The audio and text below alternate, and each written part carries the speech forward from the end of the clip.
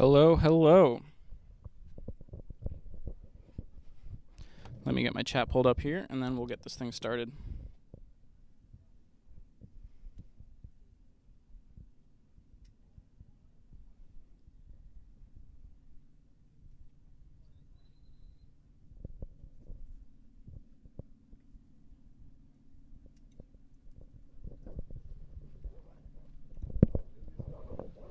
All right, welcome everybody. My name is Andrew, and welcome to Rocket Future. As you can see, we have live views of Starbase, Texas right now. We're down here on the southern tip of South Padre Island. Beautiful day for a potentially really exciting stream.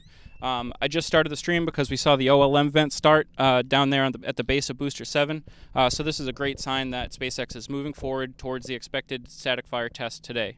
Now, if they get to that point of doing the static fire test today, it will be the most engines SpaceX has ever tested.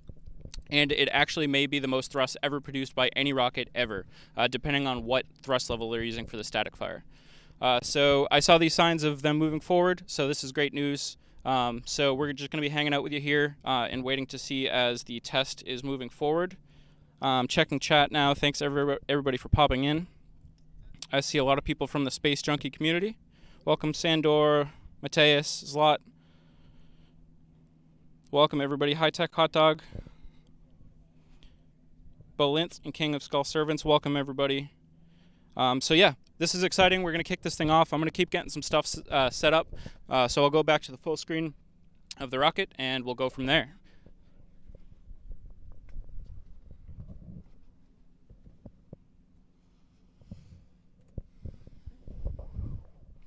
You can see that there's quite a bit of atmospheric distortion between us and the rocket today, but it still should be an absolutely perfect view for the static fire. So the conditions are not bad. Welcome Salt. Salt is looking forward to the test. Same here.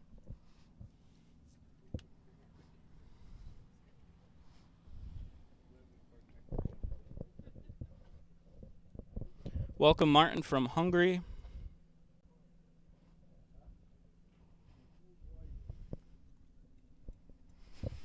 Okay, laptop is plugged in and charging. We got internet. I think we are pretty much set up here. Welcome Marcus. Welcome Martin. Welcome Paller or Poller.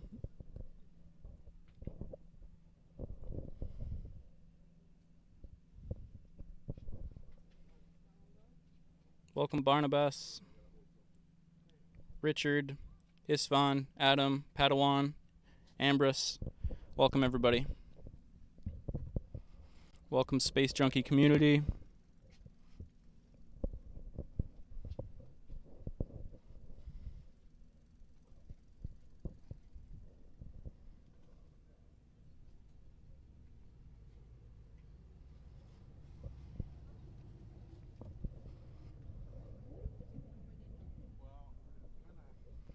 We are currently running on one of our two connectivity options. So we'll see how the connectivity is here over the next half hour or so, and if I have to switch over to the more reliable one, we will. But so far we're looking okay.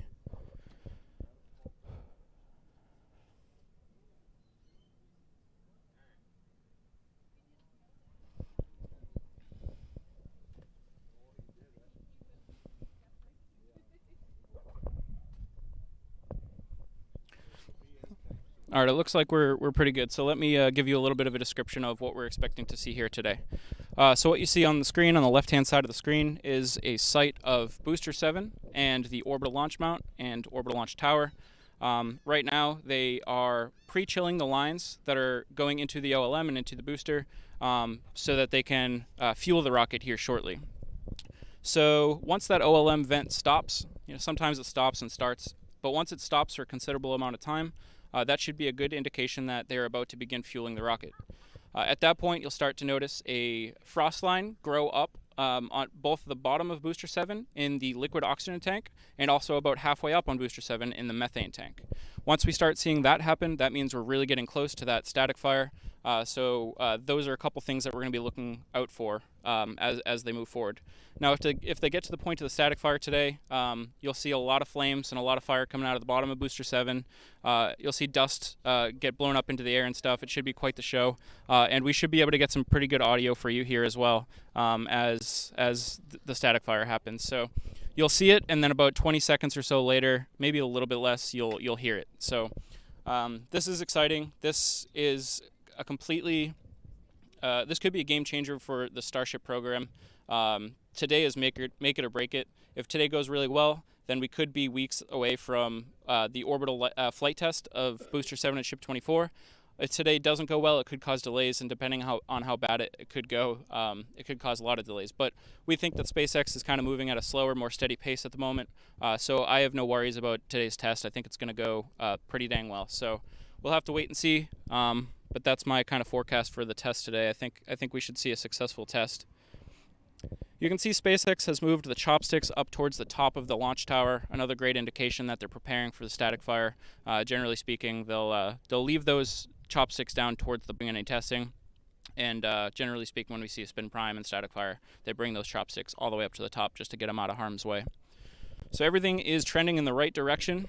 I'm going to keep looking at chat. Here to answer any questions you might have, so please feel free to drop those in the chat. Thanks for joining us here today. This should be an exciting one. And yeah, I'll pop in and out of commentary every now and then to give you an update.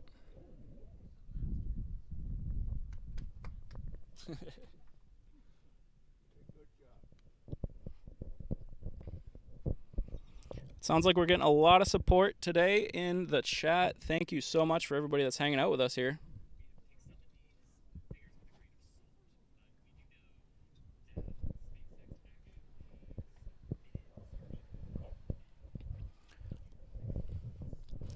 We got a ton of that distortion going on from the heat in the atmosphere, but that's okay.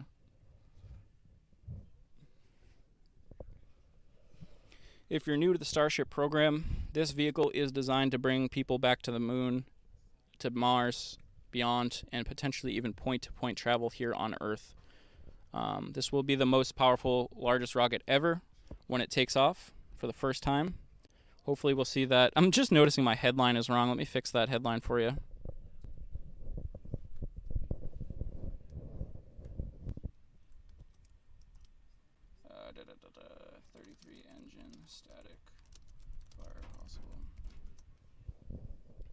All right, our headline is now up to date. You should see that.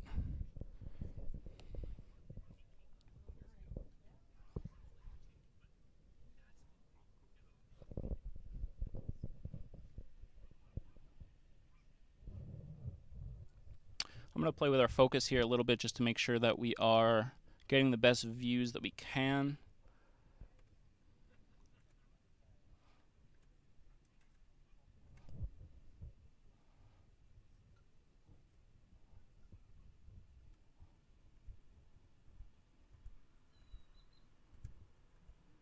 Oh, this actually looks a little bit better now. You know, it's still pretty distorted, but...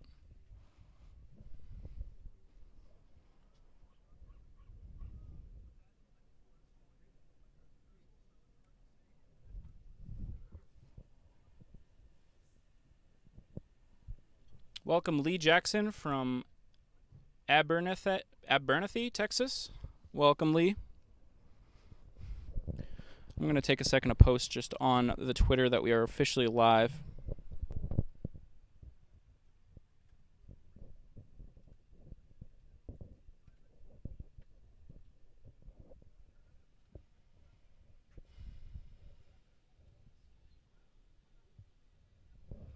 There is quite the crowd out here on South Padre Island today.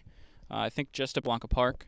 A lot of people out here to see the static fire test, which is awesome. The word's getting around that SpaceX is getting a lot closer to a launch, and people are getting excited, which is great news.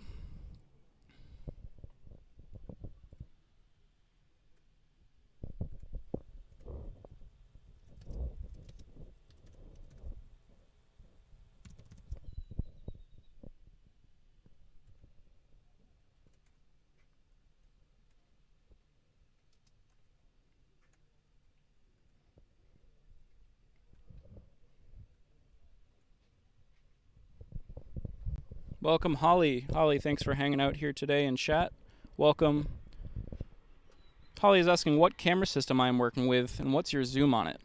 So it's actually a PTZ camera. It's kind of like a security camera, to be honest, but it works pretty good for what we're doing here today. I think it's got like a 45x optical zoom on it. And then we got another little kind of conference cam that I use for the commentary camera.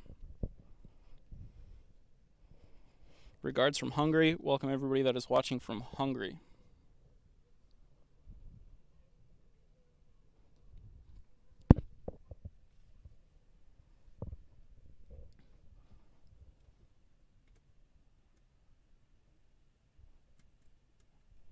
I'm just going to play with this focus a little bit more just to make sure. Yeah, so that's blurrier.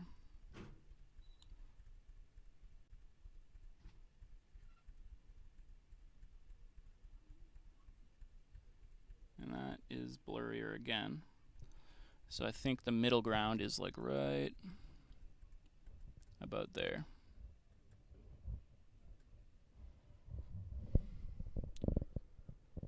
Holly says hers is about 26.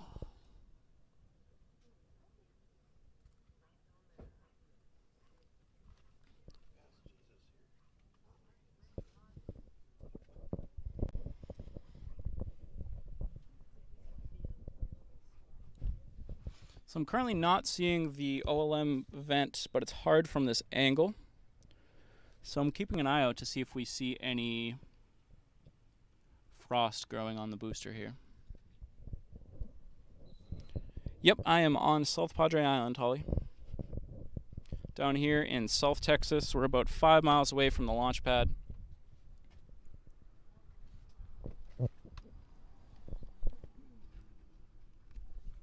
I'm gonna maybe actually zoom out a little bit. I think it might just kind of give a little bit better of a shot.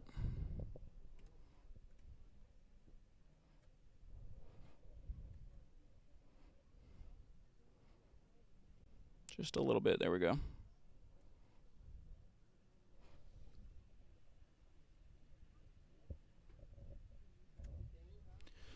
The venting you're seeing right there is from the Pope stack.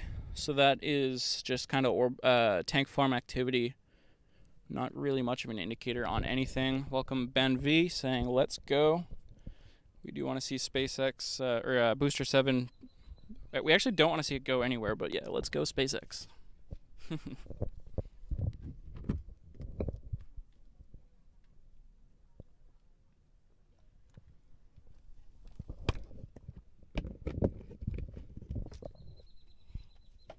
It's a really nice day down here today. It's like 70 degrees. Not much of a breeze. I actually wouldn't mind there being a little bit more of a breeze, but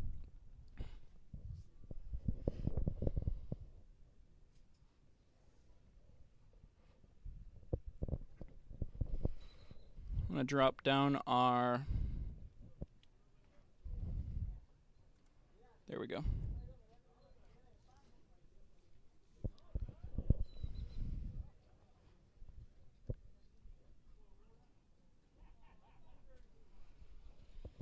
Whew.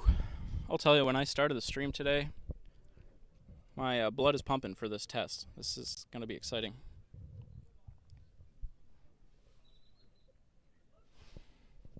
There's so many people around, it's just like, it's a little bit nerve-wracking, not gonna lie, but that's okay. Holly says she loved filming from the Raptor Roost. It was incredible. My first static fire. I didn't realize how long it would take for the sound to actually reach you. Yeah, it takes quite a bit of time, especially here on SPI. So yeah, once we see that static fire happen, it'll take at least 10 seconds, if not more, to have that sound reach us.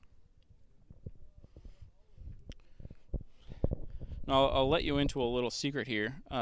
If the static fire goes off today, there's a pretty good chance that I'm going to be able to post some pretty cool content to my Twitter later. So I don't want to give too much away, but we got some special content coming tonight if this thing happens and if all of our technology worked all right. Let me know how my audio volume is. Let me know if I'm too low. I think I'm just about right though. Give me a 5x5 if I'm sounding okay.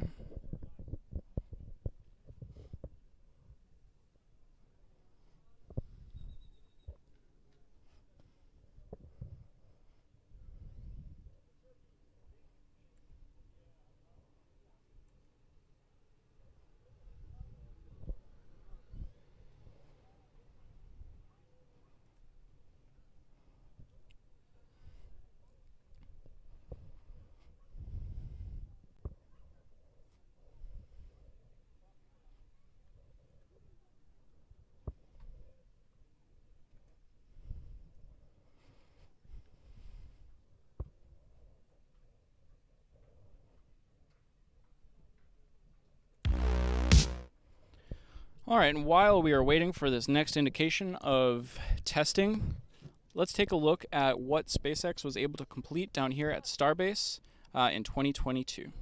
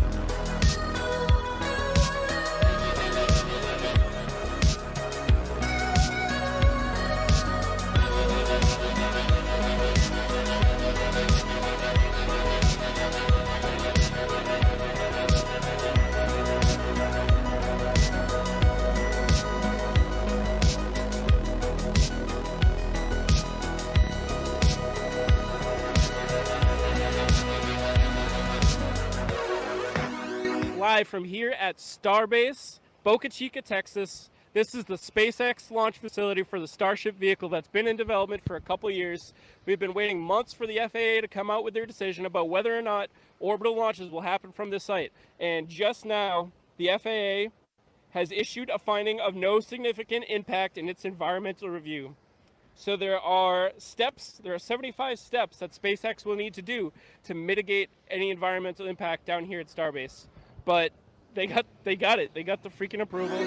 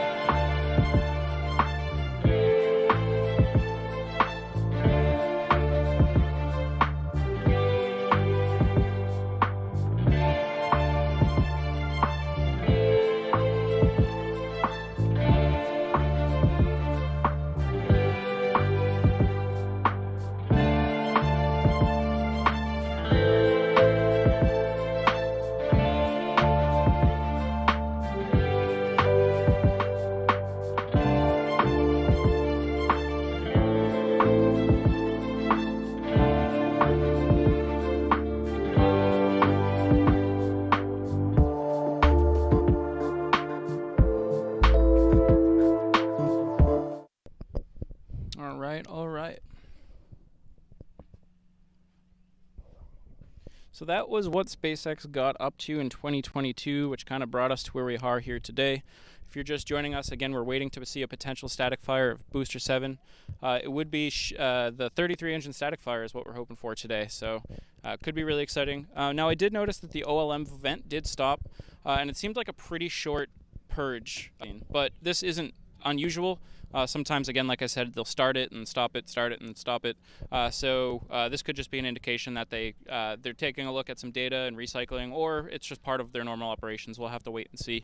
But my guess is that they probably aren't done purging OLM and those lines leading up yet. But we'll have to see. So I kind of expect to see that to start up again. But the one indication that would tell us otherwise is if we start to see frost building up on the base or halfway up Booster 7. So that's kind of the next things that we're looking for. So again, we're just going to be hanging out here. If you have any questions, please feel free to drop those in the chat, and we'll do our best to answer those. But in the meantime, thanks for joining us, and we're just going to be hanging out here, not going too far. And for the questions that are in the chat, did they fire the engines yet? No, they have not today at least, Florida.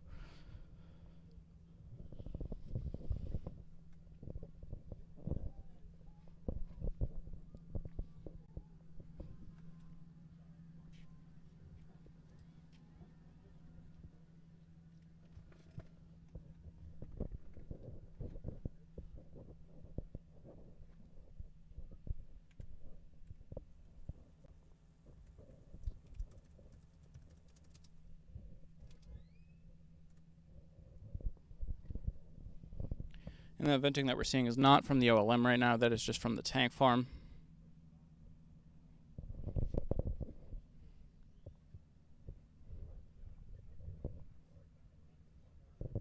Dave Roberts, thanks so much for the comment.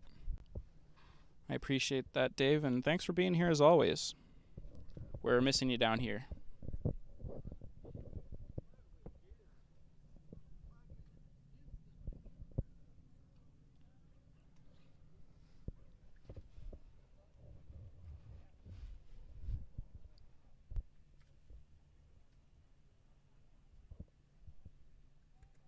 I'm going to try to make a camera adjustment here, so you're going to see a white screen for a moment, or I guess you'll see kind of like my camera interface.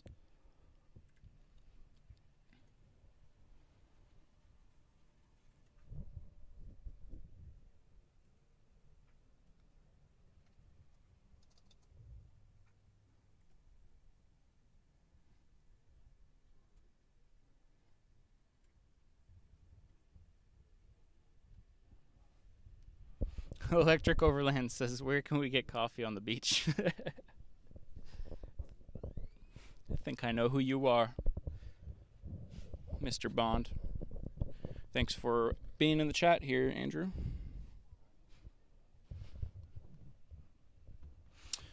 So, again, what we're looking at right now, you got on the right-hand side, you got the launch tower. And then just to the left of that, you have Booster 7 on top of the orbital launch mount. And just to the left of that, you see 4 large tanks. There's actually 8 there, which are used to house liquid oxygen, nitrogen, that type of stuff. There's some methane tanks on the ground that you can't see from this angle.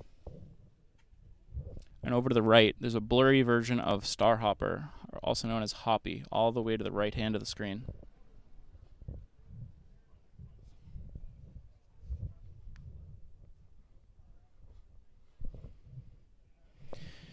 Again, this is the Starbase launch site down here in South Texas. The launch site itself is just a couple miles away from the Mexico border. Just a couple miles from the Rio Grande. Just about as far south as you can get here in the continental U.S., with the exception of some of real South Florida and the Keys and stuff like that.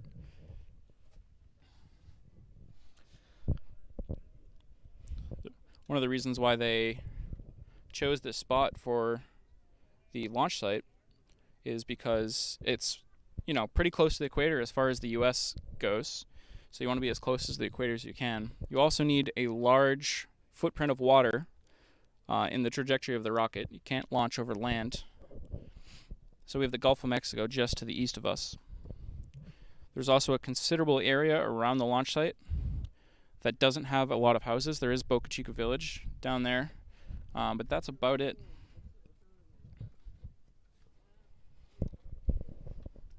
So all around, it's kind of a good spot for it.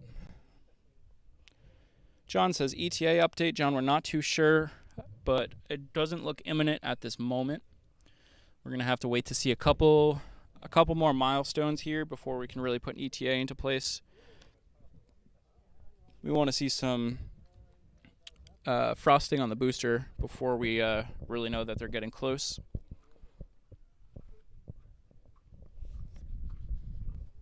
I'm gonna put a little sunscreen on here.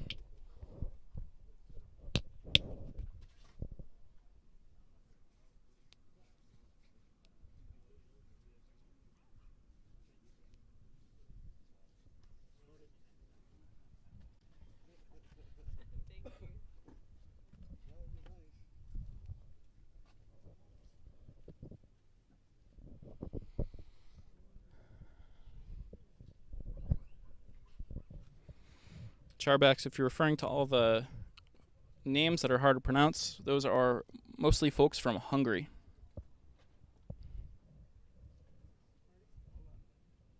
John says 10:40 an hour. Yeah, I mean, it's possible they could do it in under an hour from now, but I wouldn't be so sure quite yet.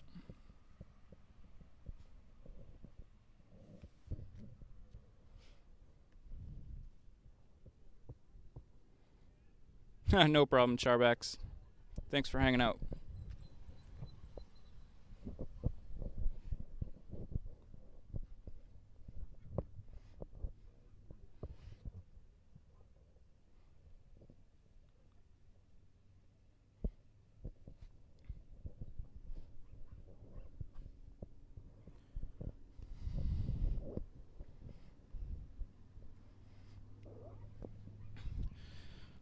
So naturally, I think we're going to probably get questions about when we're going to see a launch of Starship, and really, I don't feel comfortable answering that until we see the test today.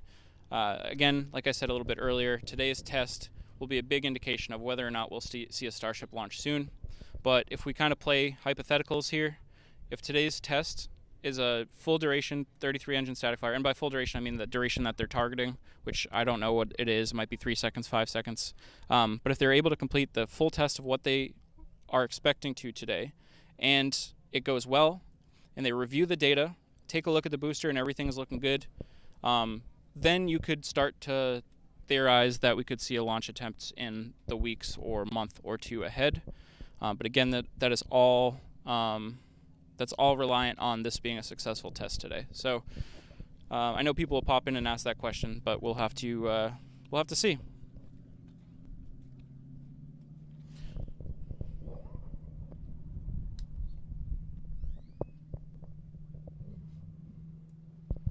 Charbuck says, wow, you're doing multi-camera live streaming. Are you using a YOLO box or OBS with a laptop? I am using OBS with a laptop. Everett says 33. How about we get a bunch of 33s in the chat? Just type 33 in chat and send that. Let's try to get some good vibes going here for SpaceX. Charbuck says, would you interview some of the people around you? Absolutely. I'd love to interview some folks. At some point, I will. I'll see if anybody wants to chat. The sun is beating down today.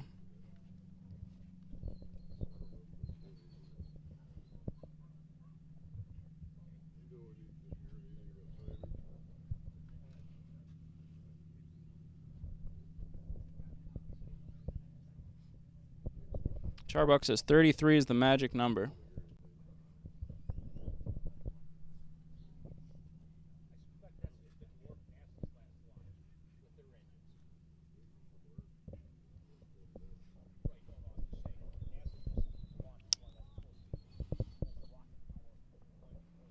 Char says, did I see Jessica Kirsch? I did not see Jess today. I did see her yesterday, though.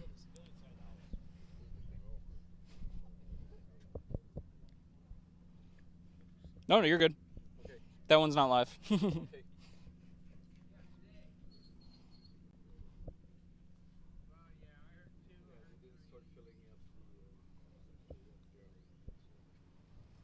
Yep, you got that right, Dave. Man, there's tons of people down here today. Okay, I am seeing that OLM launch. Okay, so let me update y'all here. Okay, so you might be able to tell on the left-hand side of the screen that we do see that OLM vent going again. I believe that is a good sign. So hopefully that will be running for a while. I want to see that thing going for 10, 15, 20, maybe even a half hour. And if that's the case and then it stops, then I think we're really getting down to getting close to the static fire. So that's progress.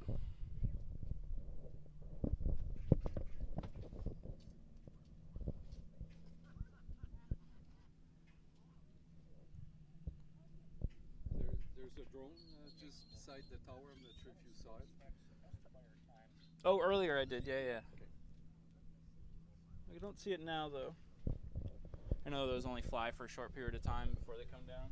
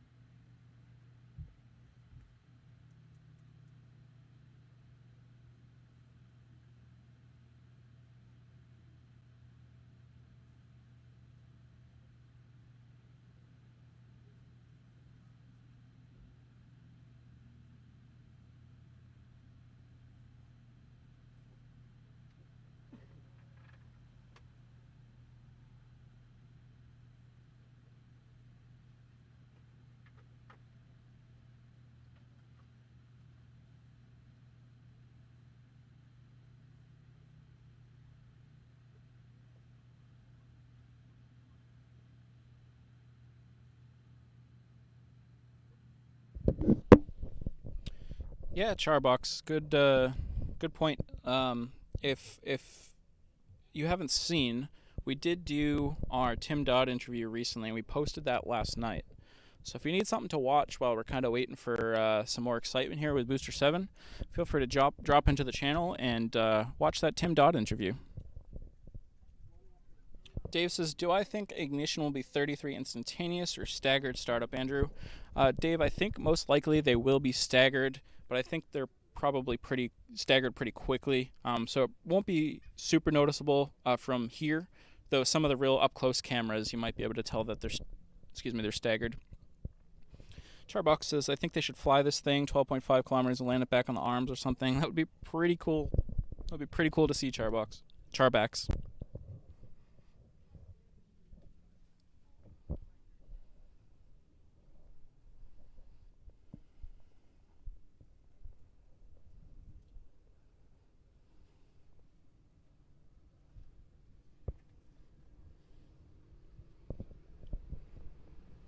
Welcome, artists.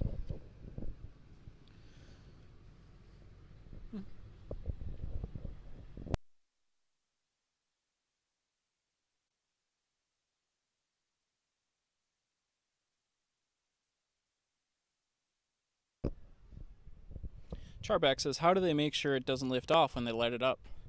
Well, Charbacks, there's a bunch of hooks on the OLM that grab onto the base of Booster 7, so they get a pretty good hold there. But this test will be a test of those hooks.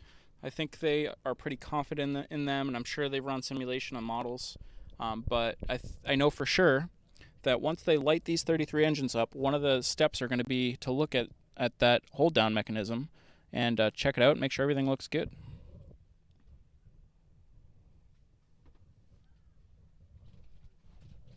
The fuel in the booster also helps keep it down, but obviously if it wasn't held down, this thing would fly.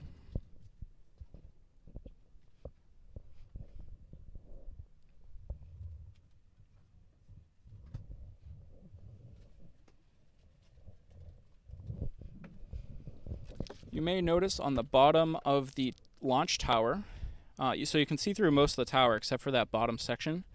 That is because they added some shielding onto the launch tower to protect everything that's inside the tower from like static fires and that type of stuff.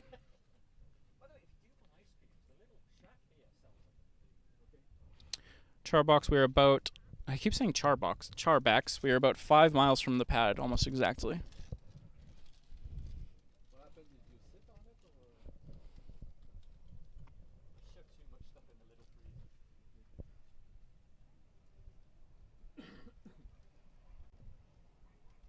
When I put the fresh meat in, everything warmed up a little. I think that's camera is like. No, it's not that one. I don't think. Think so? The center one is. Oh, sorry. No, you're fine.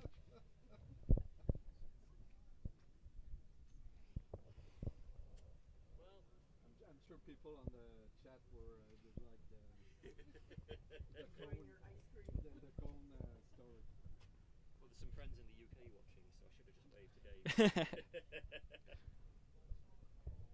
I don't know if I see the OLM vent still going or not, but we'll keep you updated on that.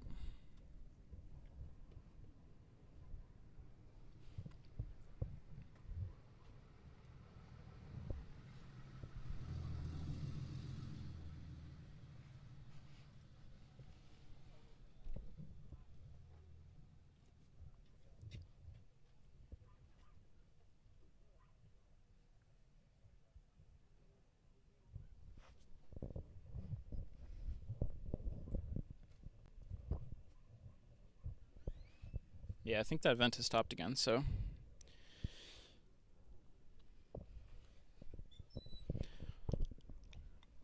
I would say at the moment we're kind of just in a waiting game. This right here is not the Rio Grande char. This is the channel that leads into the port of Brownsville. The Rio Grande is just about 2 miles south of Booster 7. So we're about 5 miles north of Booster 7. So I would say we're about 7 miles from the Rio Grande.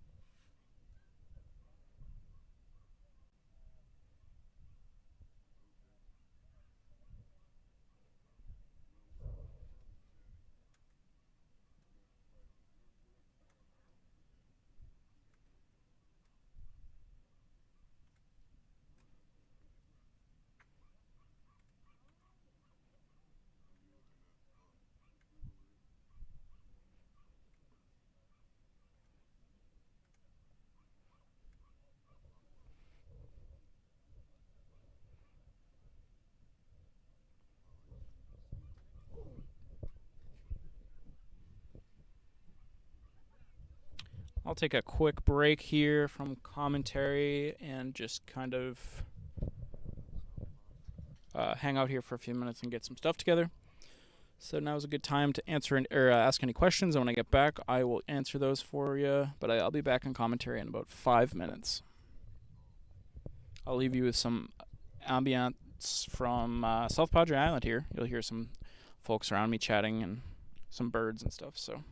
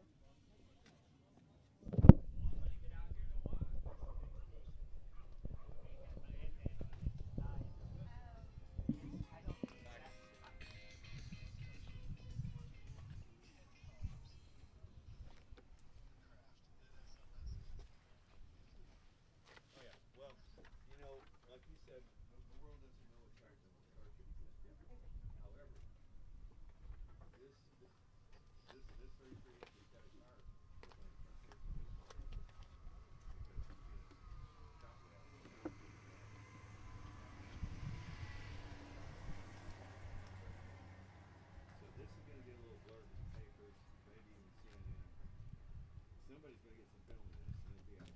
But when the launch happens, all eyes are going to be on both machines. And once that launch happens, and there's videos around the world of this fucking huge craft taking off, people then are going to go, what the fuck? You know, no way. So I've been holding up and selling the better piece of Starship 3 I got until the launch. So I've been selling tiles, little shit.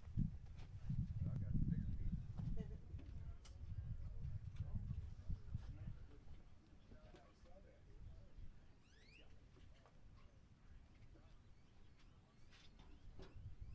As those people are making things across the 304 section, well, here's what I can tell you. Well, look,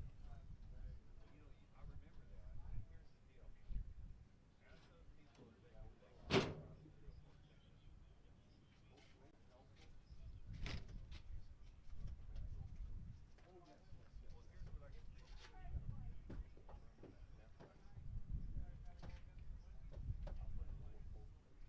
set up on 10 feet long.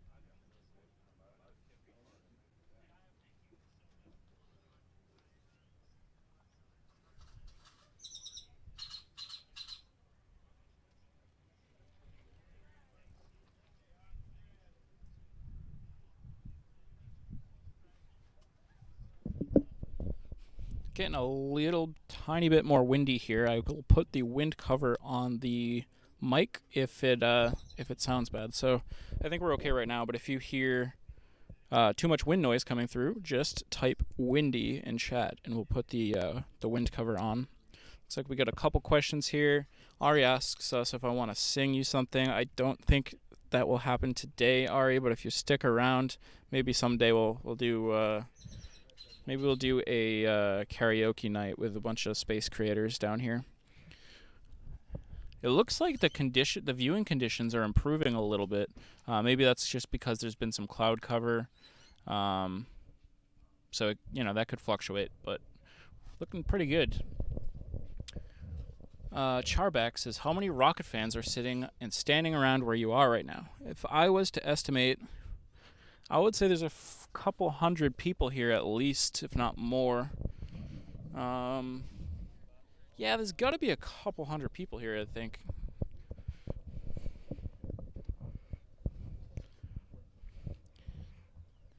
Peter says, hello, howdy, any good today? A lot of good today, howdy. If we... I just called you howdy. Peter, if we see a static fire today, there'll be a lot of good stuff happening. Ben says, always a good day when there's rockets on the TV. I couldn't agree anymore. And Arnaldo is watching from Brownsville, Texas. Welcome, Arnaldo. You should come out here to SPI and see this thing happen. Ari says, would love that. The karaoke stream, that would be pretty funny.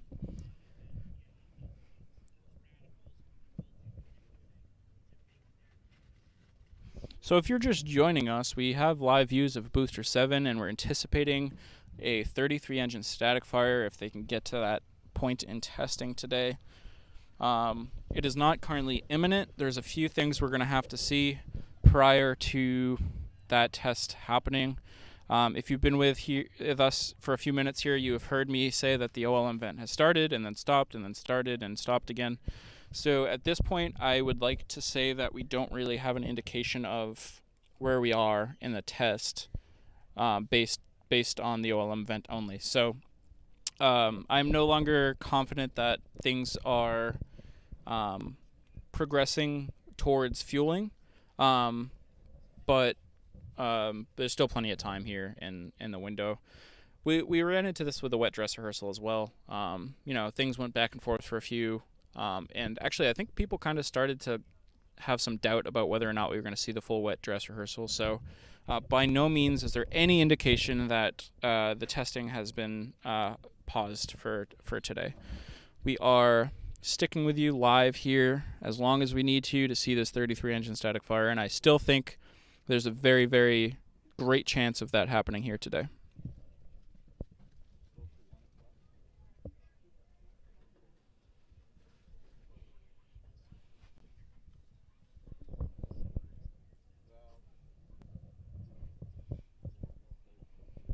And just like Nightbot says, don't forget to like, subscribe, chat, and share.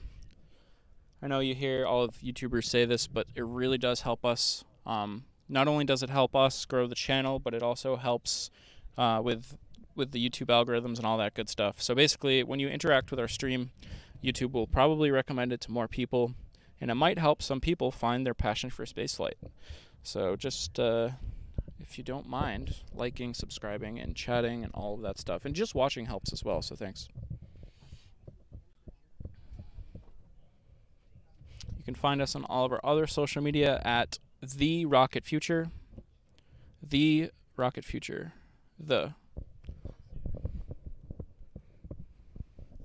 Arnaldo says, sure is a pretty sight.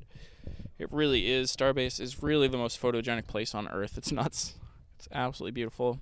Of course, I wish there was a little bit less atmospheric distortion between us, but it looks like it does look like it's improving, maybe. So let's see if it keeps trending that way.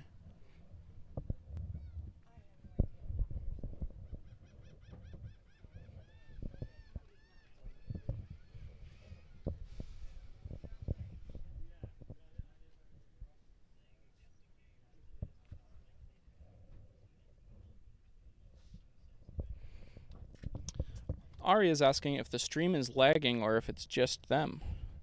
If you could please let me know if you're watching the stream, if you're seeing it lag or buffer or pause. Our frame droppage is not terrible, but if it is pausing frequently, we can switch over to our alternative connectivity type, which will be more stable and reliable, but might just be very slightly less quality. So let me know if you're seeing any dropouts.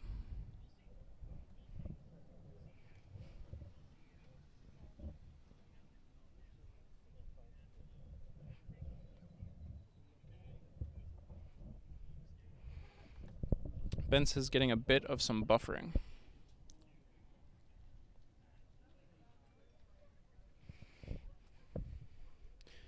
Yeah, it's 12:32 now. I'm going to check back in at 12:40 with y'all. If it's still buffering, we'll switch over. So in 8 minutes, let's take a look at the stream and see how many times it's buffering in the next 8 minutes.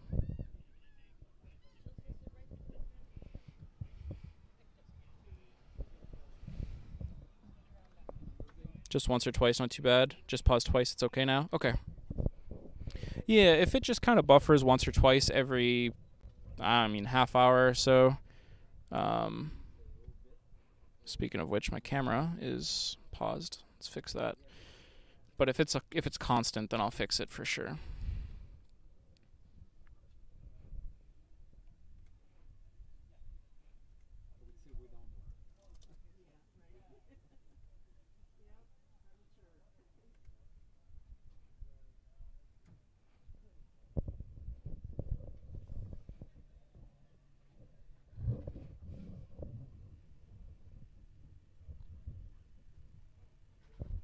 Arnaldo says not buffering for him. Very good.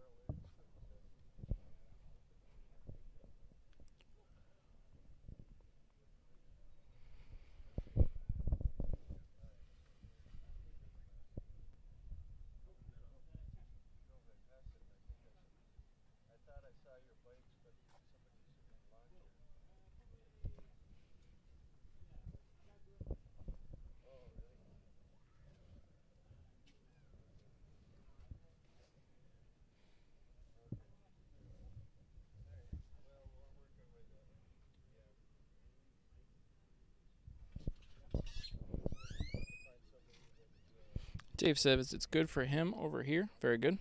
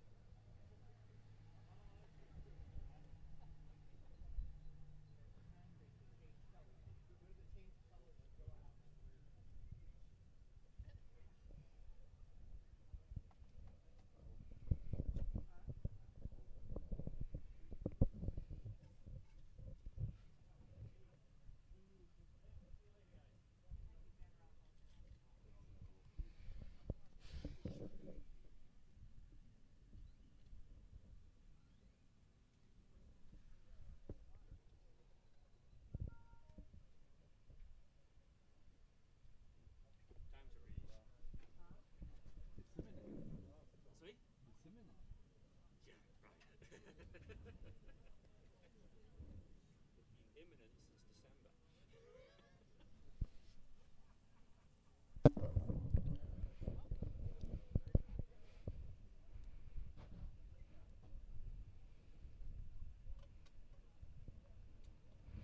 Oh, it looks like the OLM vent is going pretty good right now.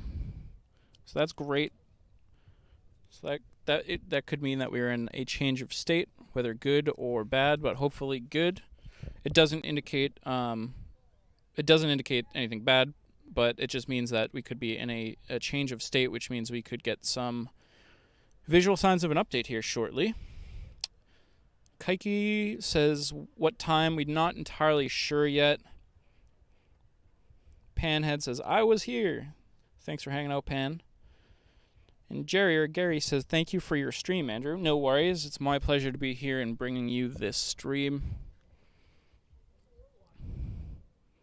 I'm thinking we're looking pretty good here on this venting. I'm not going to call it good news yet, but it does look somewhat promising.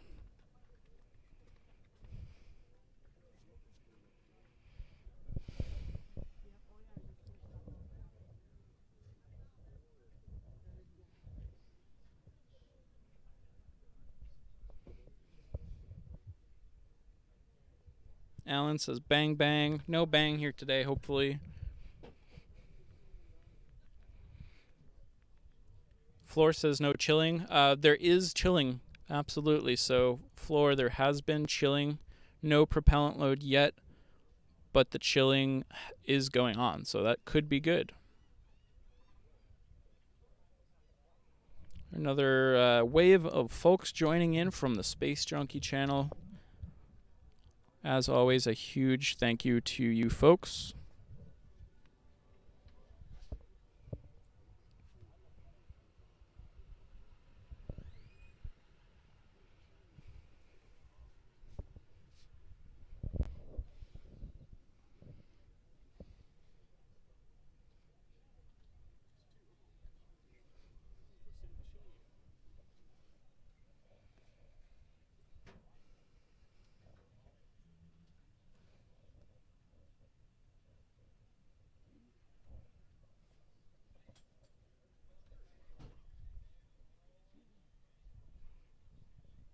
Salt says, please everybody press the like button. I thank you for that, and I agree. Everybody go ahead and hit that like button. It helps us out a lot.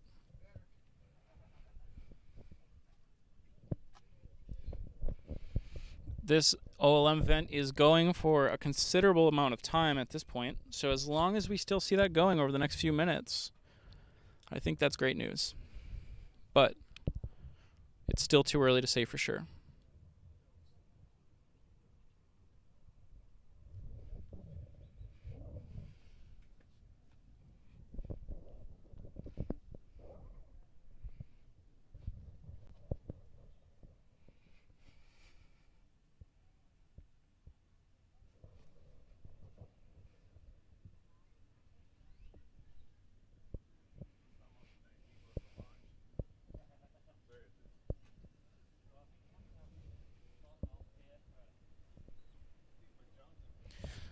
So if we see this venting going for a little while longer from the bottom right of the pad, and then it stops, that's when we want to see some frostiness build up on the booster. The reason why we want to see some frostiness is because that means they're loading cryogenic fuels onto the rocket. So it actually, the condensation on the outside of the booster will freeze. Just the temperature difference between the booster and the outside ambient temperature. Ari says, has my question been answered? Let's see your latest. What is your latest question, Ari? Let's check.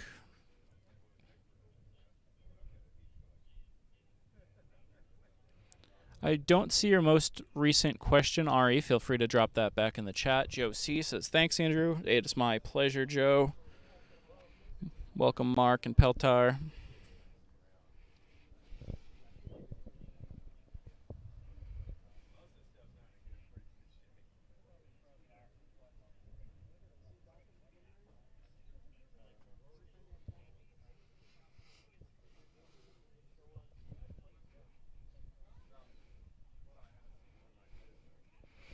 So I do see that venting. Let's see. It looks like it has stopped.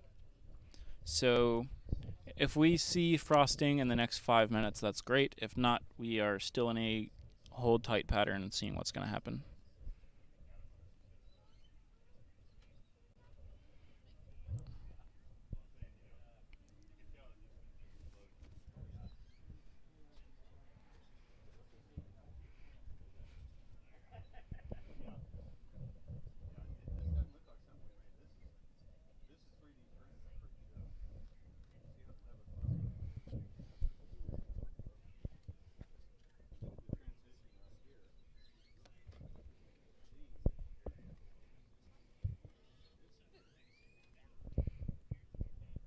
Sorry about Nightbot there.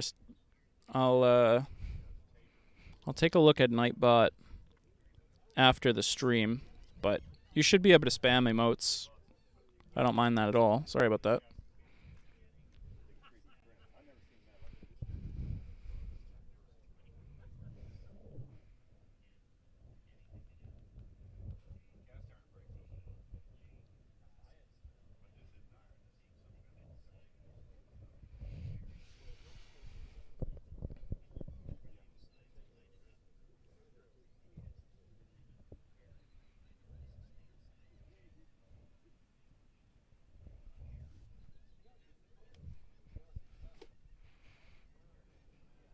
Wait, really?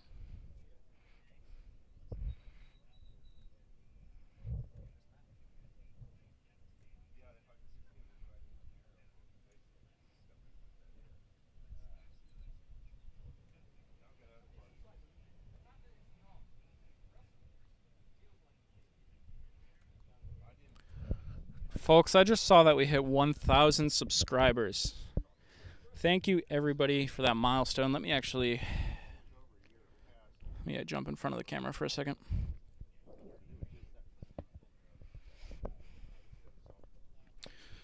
All right, so folks, I don't have a huge update for you yet. We still saw some off and on of that vent on the back of the OLM. So we're keeping a close eye on that. It just stopped, so in the next 5 minutes, if we see that get all frosty, that's a great sign. But in the meantime, I do just want to say I saw we just hit 1,000 subscribers, which is absolutely amazing. The support on the stream today has been really fantastic. That is a huge milestone for us. I don't focus too much on the numbers, but that's a milestone that we have to mention. So thank you so much, everybody that's been here from the beginning or is new. Most of you are new within the last 2 months, so thanks so much. I really do appreciate all the support in the channel. We're going to keep a close eye here on Booster 7 for you, and we'll give you an update as soon as we get one. Thank you.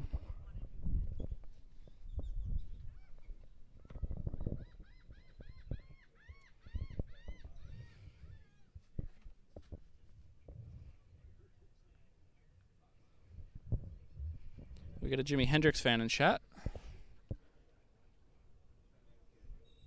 Mark says he sees us live on his TV. Very cool. Hey, Pooh. Welcome, Pooh. Good to see you. I feel like, Pooh, every time I talk to you, it's all a big rhyme. This is hilarious. I love it. Rita. Welcome, Rita. Boar. Welcome. Mark. Ari and Gergo. Welcome.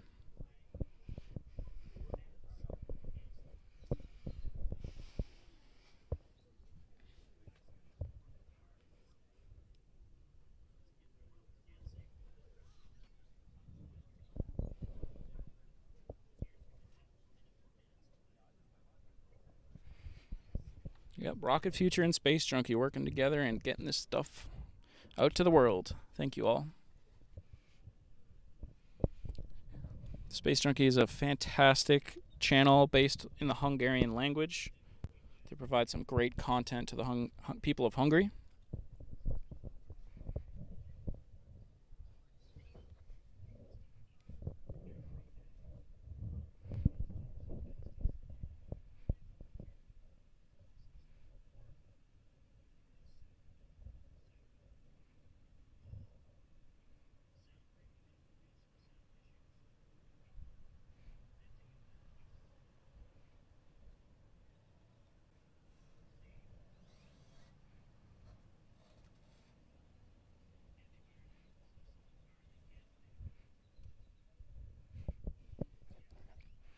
Thank you, Andy, for that comment.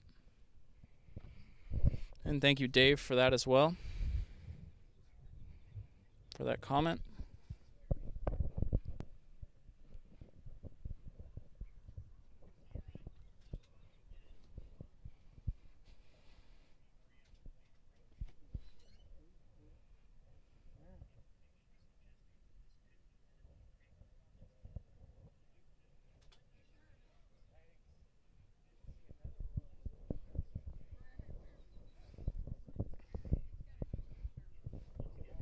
Now the next big thing for the channel is for us to reach 4,000 public watch hours. Once we hit that, we will be eligible for ad revenue, which means we might eventually be able to put some money into our equipment and upgrade everything for you. So the way you could help us reach that is to just hang out and watch. And even if you're kind of tuning into something else, if you wouldn't mind just leaving a tab open in the background and just letting it run, that's the next big milestone we need to hit, and we're pretty dang close to it. We need to hit that 4,000 public watch hours threshold. But thanks everybody for the subs and the support and the comments. It always means a lot. And I never have enough words to express my gratitude. Thank you.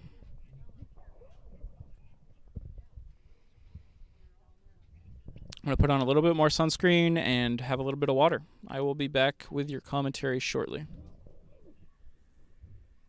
Just in like 2 or 3 minutes. Yeah, and sorry about those emotes.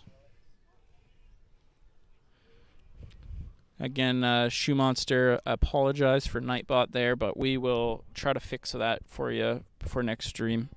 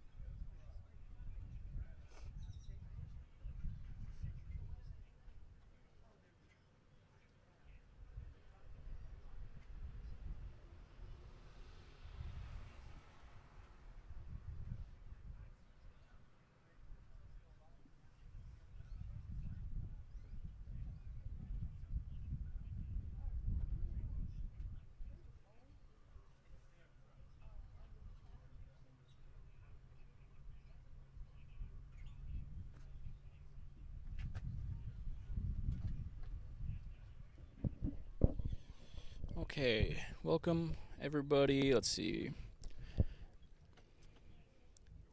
Thank you, Richard and Rakeries. Let me know how you pronounce your name. Dhracarys. Rakeries. Is the D and the H silent?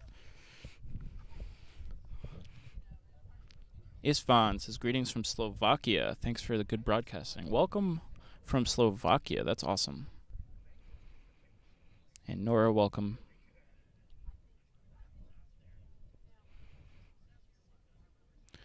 How many miles per gallon will Starship get? That is a great question, Andrew. I actually don't know off the top of my head. I would have to look that one up. But it's a lot of fuel per mile. I'll tell you that. I think it's definitely gallons per mile and not miles per gallon. It's probably gallons per foot or something.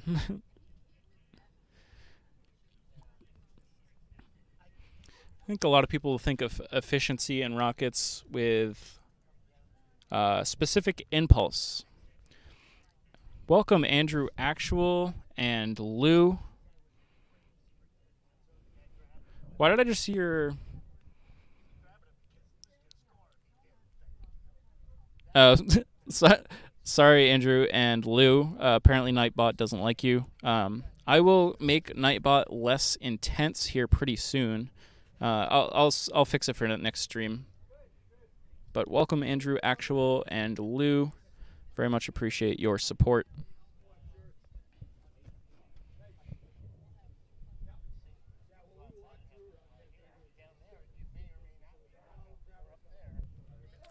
Brandon says probably have to measure that as tons per feet. You're probably right. You're probably right.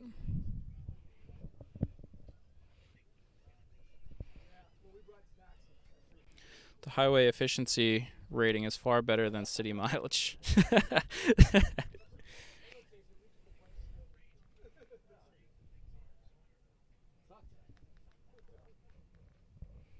Have you seen the price of methane at the pumps? Inflation, right? Cryptospace PD. Well, PDG, when? We're not entirely sure when we're going to see the static fire yet here, Crypto.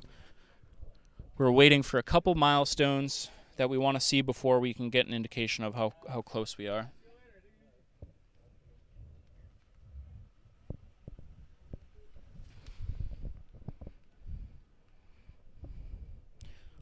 What's my favorite Starship? Definitely Starship S-24. I think you might be asking a different question. I think you might be expecting like Enterprise or something like that, but my answer is definitely Starship S-24. It is the first Starship that we expect to eventually make it on a full stack launch and to near orbital velocities. So it'd be pretty cool to see that thing launch. I've watched them build that thing down here and test it. Static fires, spin primes, cryo tests. I spent a lot of hours watching that thing being built. So if I had to pick, I think S-24 is definitely my favorite Starship. So we're just holding tight really here, folks. We don't really know what's going on yet, but stay patient. Again, if you were here for the wet dress rehearsal, same stuff. We were waiting around. Things looked like they were happening, then they slowed down, and then things were happening, and then they slowed down. And just about when everybody was about to give up, that's when they started everything.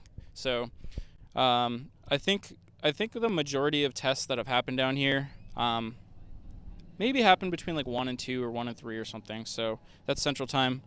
So we have plenty of time left in the window, like about 7 hours left in the window here for their tests. So yeah, just hanging tight.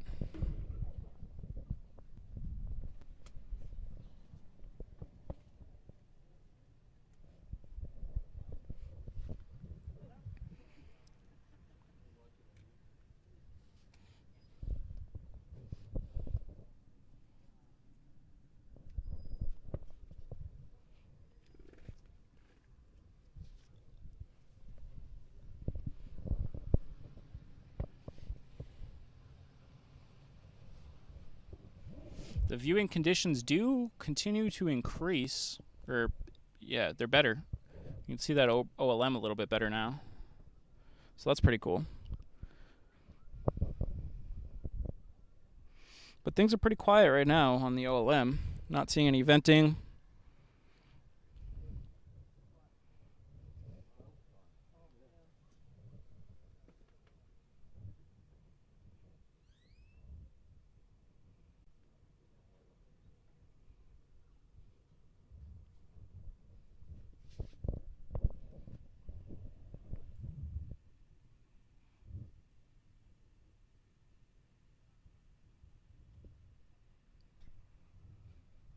I'm seeing 3 shiny marks on the booster. And I'm wondering if those are vents or if it's just kind of like a reflection or a camera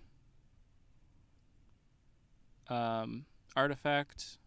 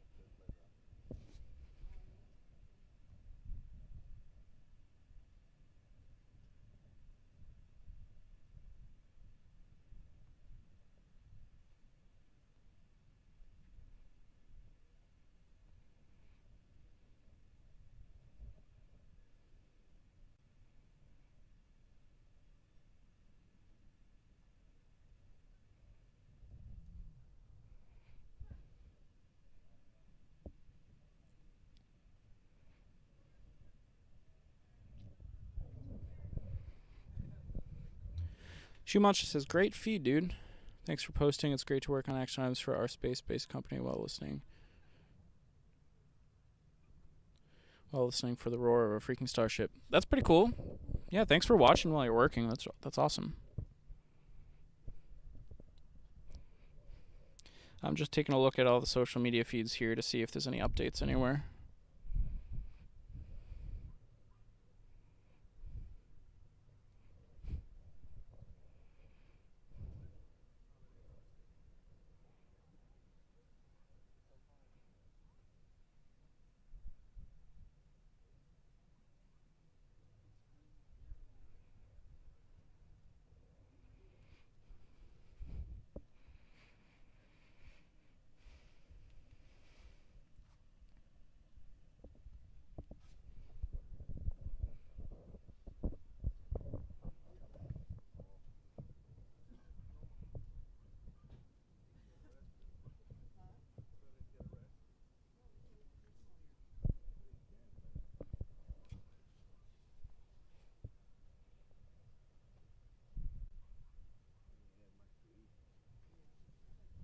Welcome, Andrews.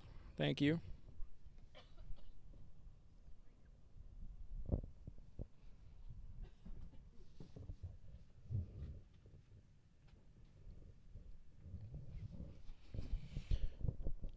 So what are we keeping an eye out on to try to get an update here?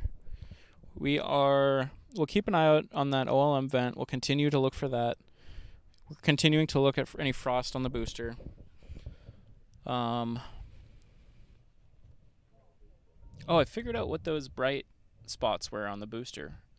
Those are the top of the chines reflecting lights a little bit differently. There's these fins that go up the length of the bottom portion of the booster, and those bright spots are the top of the chines just reflecting the light.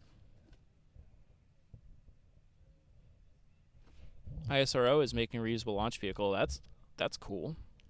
I want to see all of the new vehicles be reusable. And there's some really cool vehicles coming out that aren't reusable, but it's a great trend to see.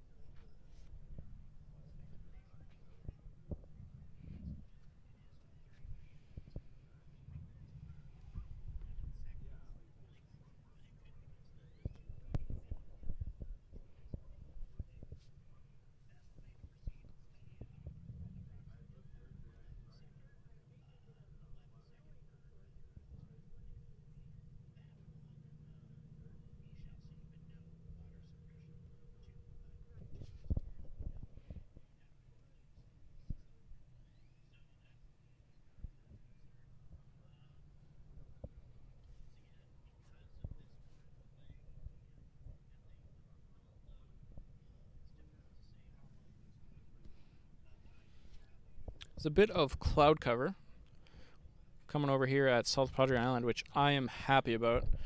Like I said, it's about 70 degrees out here today, but the sun was making it real kind of warm, and the sun was definitely hitting me pretty good on the head. So the clouds are great, and I think that's kind of helping our viewing quality of the booster here. If some of that atmospheric distortion continues to decrease, we can even zoom in a little bit more. We got a giant boat coming across the screen. Miss Michelle is passing in front of our view of Booster 7.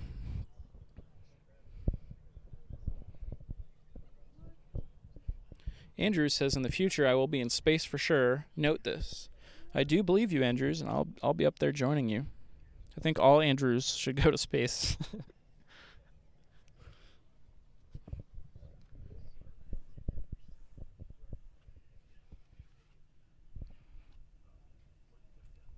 So, looks like some more OLM venting. So, what's my gut here about this OLM vent? Does it mean anything? Does it not? I know we keep talking about this today, but it is behaving kind of interestingly today. So, it is the topic of discussion. I kind of appreciate seeing the vent right now. Seeing the vent right now, even though it's been on and off and on and off, kind of indicates to me that they are not in a scrub pattern. I believe that this could mean that they're continuing forward. Maybe they recycled the test a couple times, or they're just using new procedures. This all could be completely normal and part of the countdown that they're using here. So I believe that this is good news. But again, until we see frost on the booster, then we're kind of in some speculation mode here. But once we do see the frost on the booster, then we can be pretty confident of what we're about to see. If they start fueling the vehicle, that doesn't mean that they couldn't run into a abort or a hold or a scrub after that point. But the fact that if we do see the vehicle get fueled, that means that as of right now, they're continuing forward. So we're going to hope to see that. Welcome, Horde. I'm going to take a quick break here since we have another kind of change of state and just run over across the street real quick. I will be back in about 5 minutes. Again, I will be back in 5 minutes. If you have any questions, please drop those in the chat and I can answer those for you in just a couple minutes. All there is one wire you pull off the coil. There's two star drive. That's the ones I had set out, remember? You pull the fucking coil off of there, and you'll see how it routes around.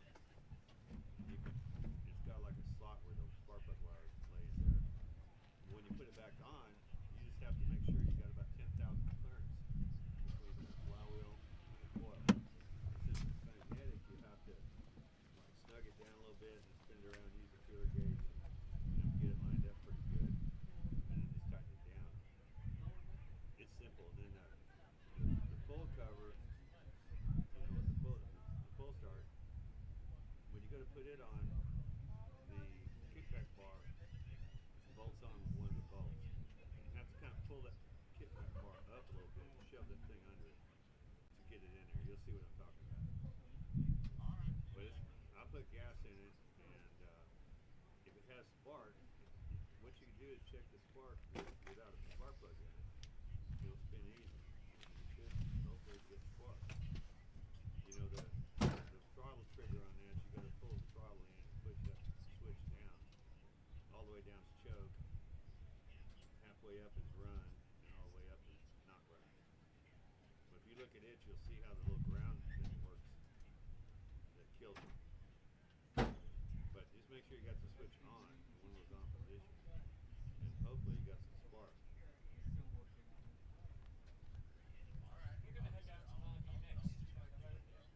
It's easy. You should be able to do it. I see a girl that fucking me almost. Cheeky. See you in a bit.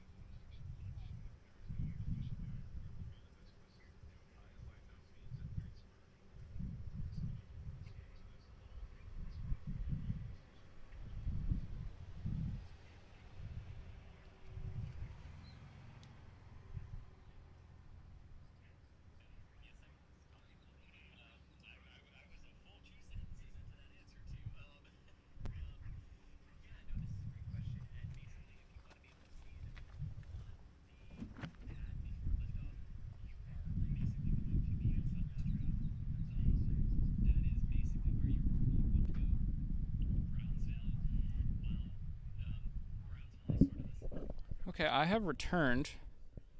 Andrew says, do you guys prefer going to the moon or Mars? I personally would go to the moon. Mars is a little bit too big of a project for me.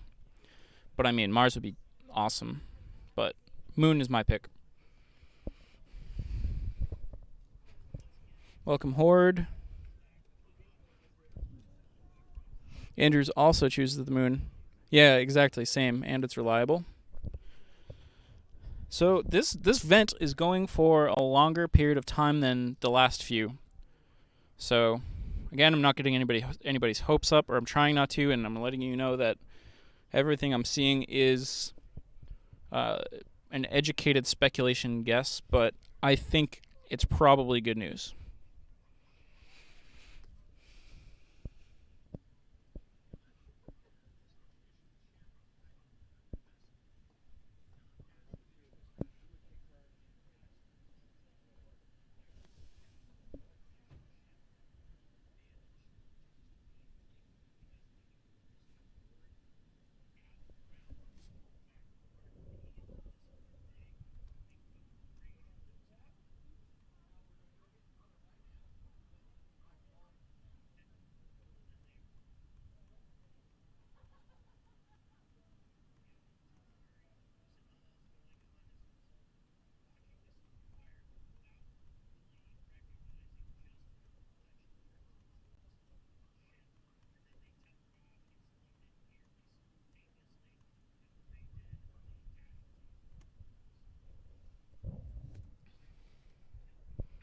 More than 1,000 subscribers, says Make or Make.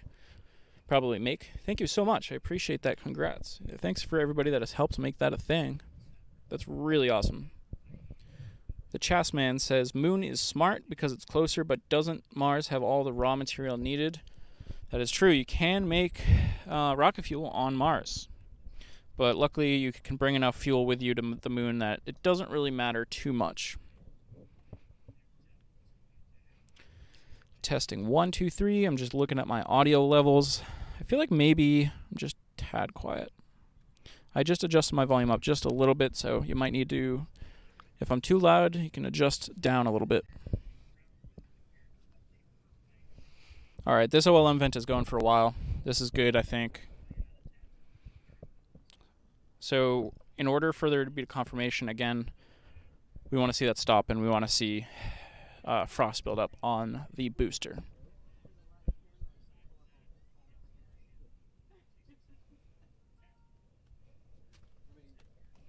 Doing a quick tech check here. We got plenty of battery on the hotspot. We got plugged in on the laptop with plenty of battery on the power source.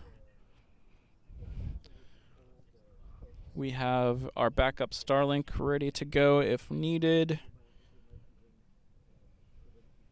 Chas says I sound just fine. Thank you for that.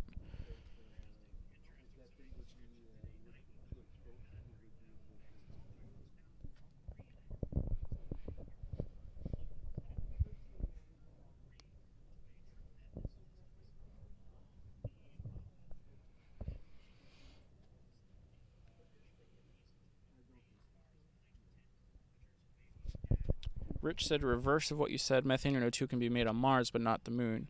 Oh, yeah, sorry. That's actually what I had meant, but maybe I wasn't clear about that. Yeah, you can use the Sabatier process on Mars to get all the fuel that you need. But yeah, the moon, you can't really make much out of the regolith.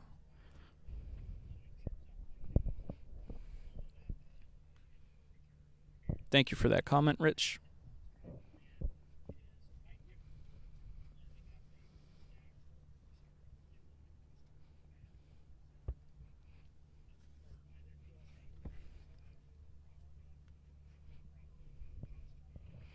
This is definitely the longest OLM vent we've seen today. Again, in my mind, this is good news, but let's hold tight.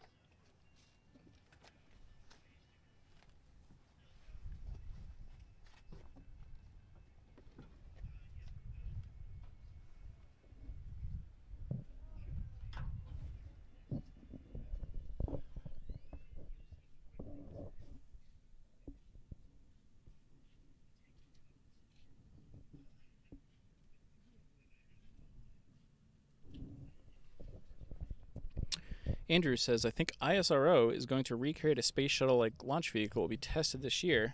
It will not carry humans, but only payloads.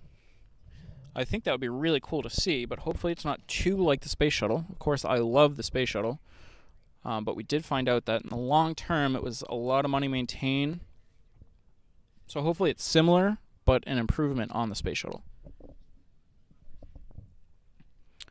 Rich says, so you think high altitude booster flights next or straight to orbital? Rich, I think they've made it pretty certain for us that I think they're going to go straight for orbital, or at least a near orbital flight. I don't think they're going to be doing any booster high altitude flights. But you know, SpaceX, anything could change at last minute, but I don't expect to see a hop or a high altitude test of the booster. Alright. Looking for gossip. What do you want to know? Well, when's this gonna happen? So it's kind of been like the process they've been going through all morning has been kind of funky compared to what they normally do.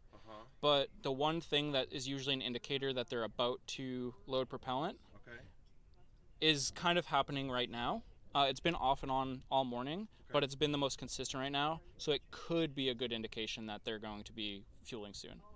That being said, if it stops again completely, then we're just kind of back where we were a minute ago. But I don't know. Hopefully, at the moment, it doesn't look like they've scrubbed. It's always possible that they do. But yeah, like right now, I think it's a little bit more looking like they're continuing forward. But we'll see. Yeah. All right. Cool. Thank you. I appreciate it. No problem at all.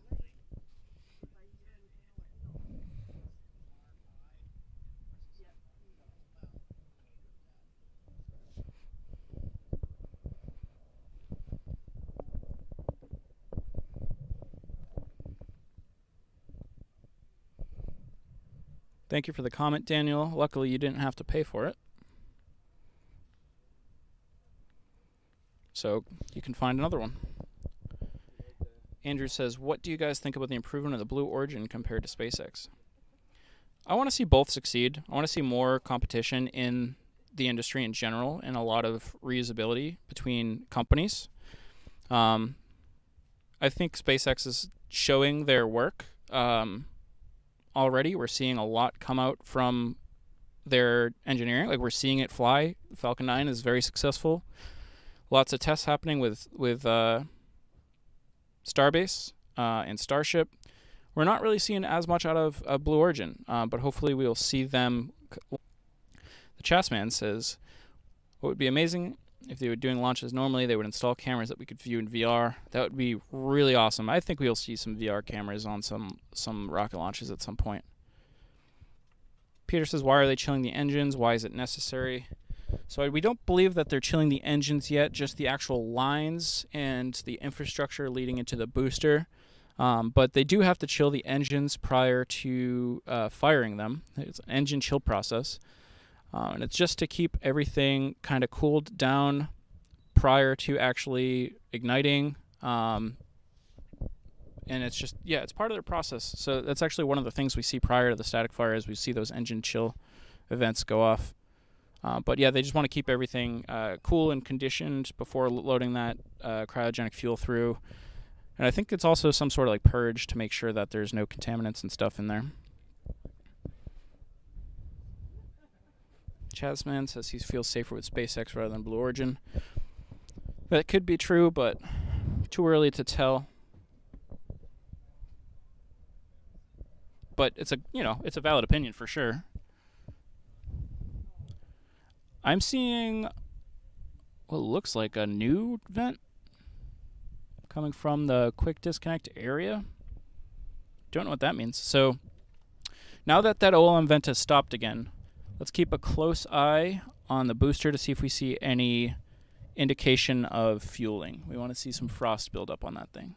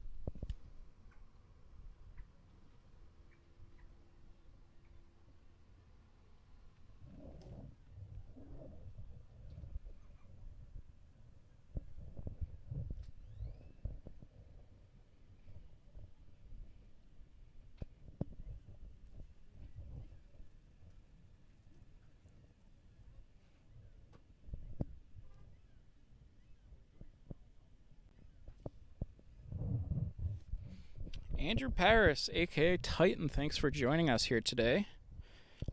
Titan says, let's light this candle. I couldn't agree anymore. I think we might be within 5 or 10 minutes of seeing like an update about how we are with progress.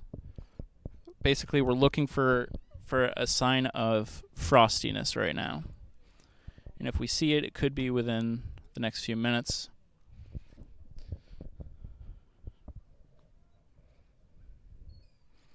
But we're still a little bit a ways from a static fire.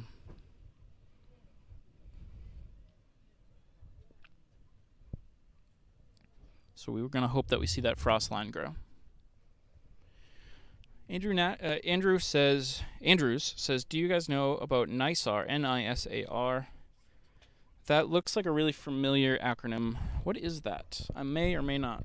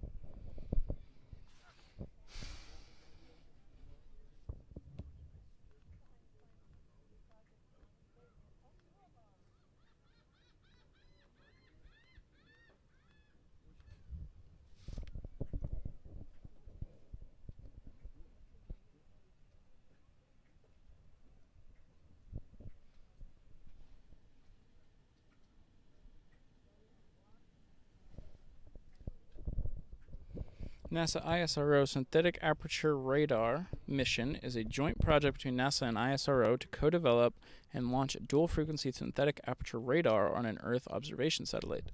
I think I have heard of that in passing, Andrews, but that's a really cool project between those two space agencies.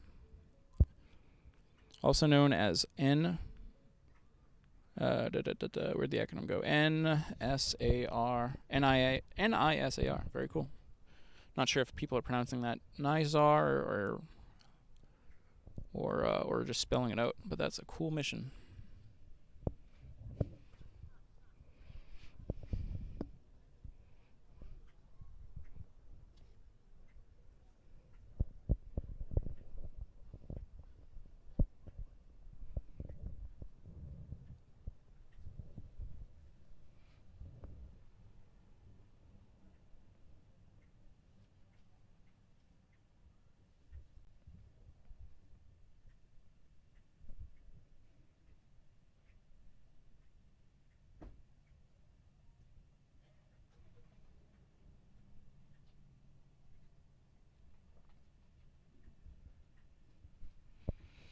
Taking a close look at any color changes on the bottom or middle of booster 7.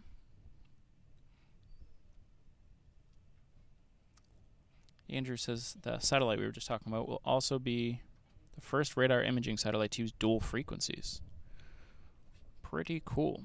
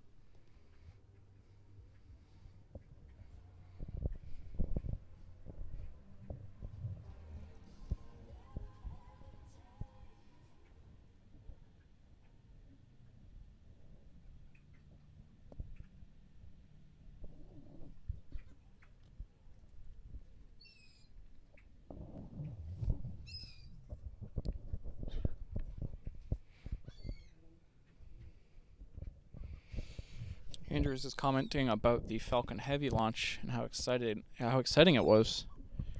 I was lucky enough to see the first ever Falcon Heavy launch down in Florida and the dual booster return, which was such an awesome experience.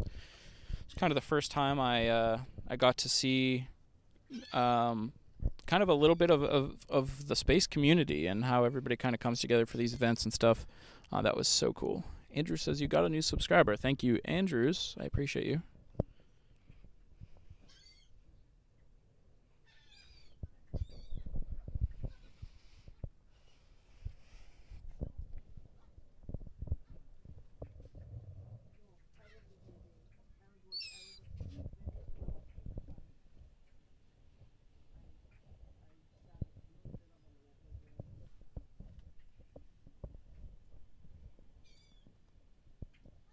Take a bite of a sandwich here. One moment.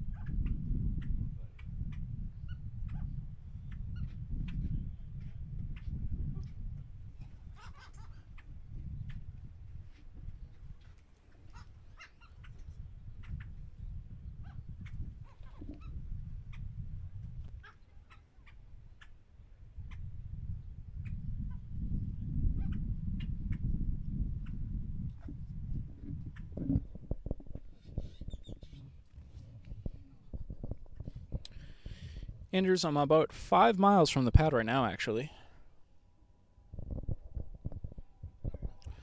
Just a little bit of a non-update here. We have not seen any frost quite build on the booster yet, so they are not into fueling the vehicle yet. So we're just holding tight still. But don't give up hope, just like I said. Everybody was kind of giving up hope when the wet dress rehearsal was happening. And then all of a sudden they started doing it. So we're going to hope for a similar situation for here today. Again, plenty of time in the testing window. It goes until 8 o'clock p.m. Central Time. It's only 1:33 right now. So that's good.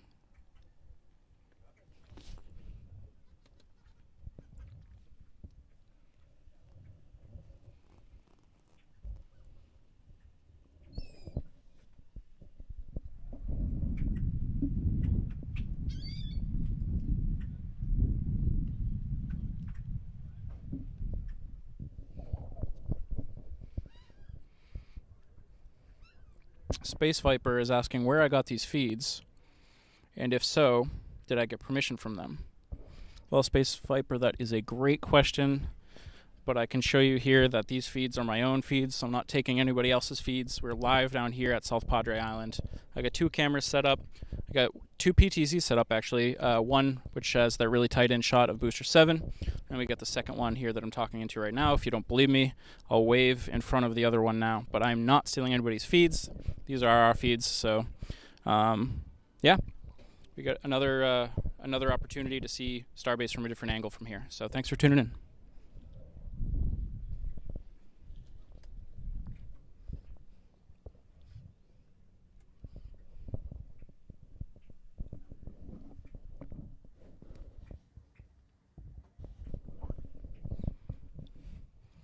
Viper says, amazing. I'm subscribing now. Great feeds.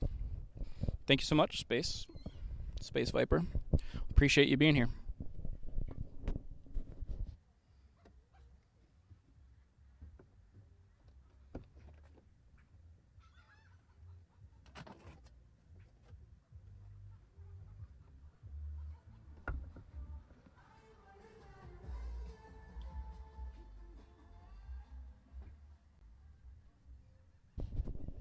And yeah, our viewing quality is about average right now. Not too bad. We can make out a pretty solid Booster 7 here, OLM. And if we see a static fire today, this will be quite the view of the static fire. It should be a great view. A little bit of, like I said, a little bit of atmospheric distortion. It could be a little bit better, but I'm happy with it today. Some days it's so foggy out here that you can't see your hand in front of your face, so this is actually pretty good. Space Viper says, why does the tower and the OLM vent? Excuse me. So the OLM and tower will vent at times, and that is a part of a purge process. We believe that they kind of purge the lines, likely with like liquid nitrogen, just to, clean them out, but mostly to chill them down before they shock them with cryogenic fuels. So they've never come out and confirmed 100% the use for these purge vents that we see coming from the OLM and the tower, but that's generally speaking what the community has decided is the most likely. Just kind of making sure that the lines are clean, uncontaminated, and also chilled down.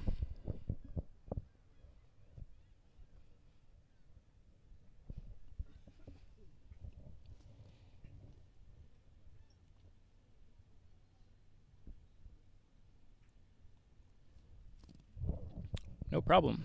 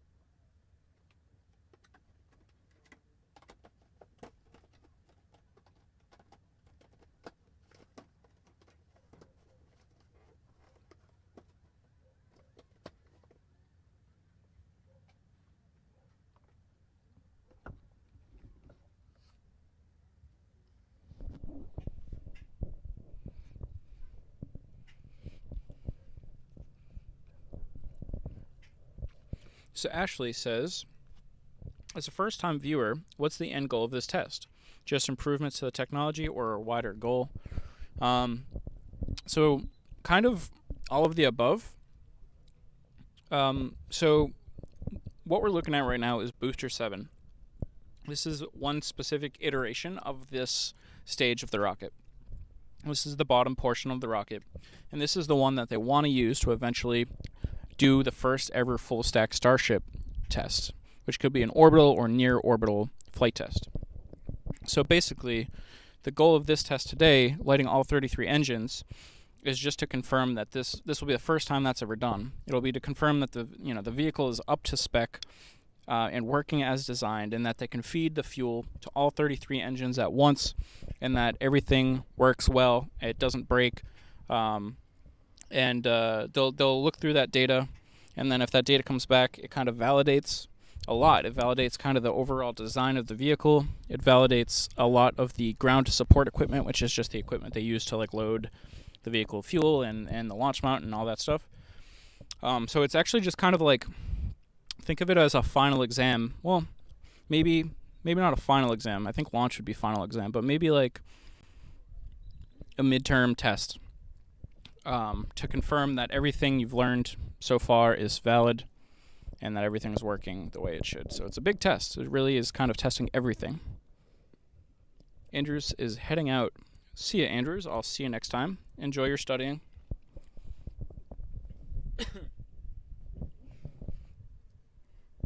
In Space Viper, I just remembered a caveat to your question about why the OLM and tower vents.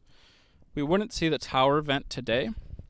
Generally speaking, when you see the tower vent from the top or the middle of the tower, that's because that they're preparing the ship infrastructure. And as we know, the ship goes on top of Booster 7. So the only time we'll see the tower vent from the middle section there is when they are about to load propellant into the Starship, which of course is not on Booster 7 right now. The OLM will vent when they're about to do that for the booster. No problem, Ashley.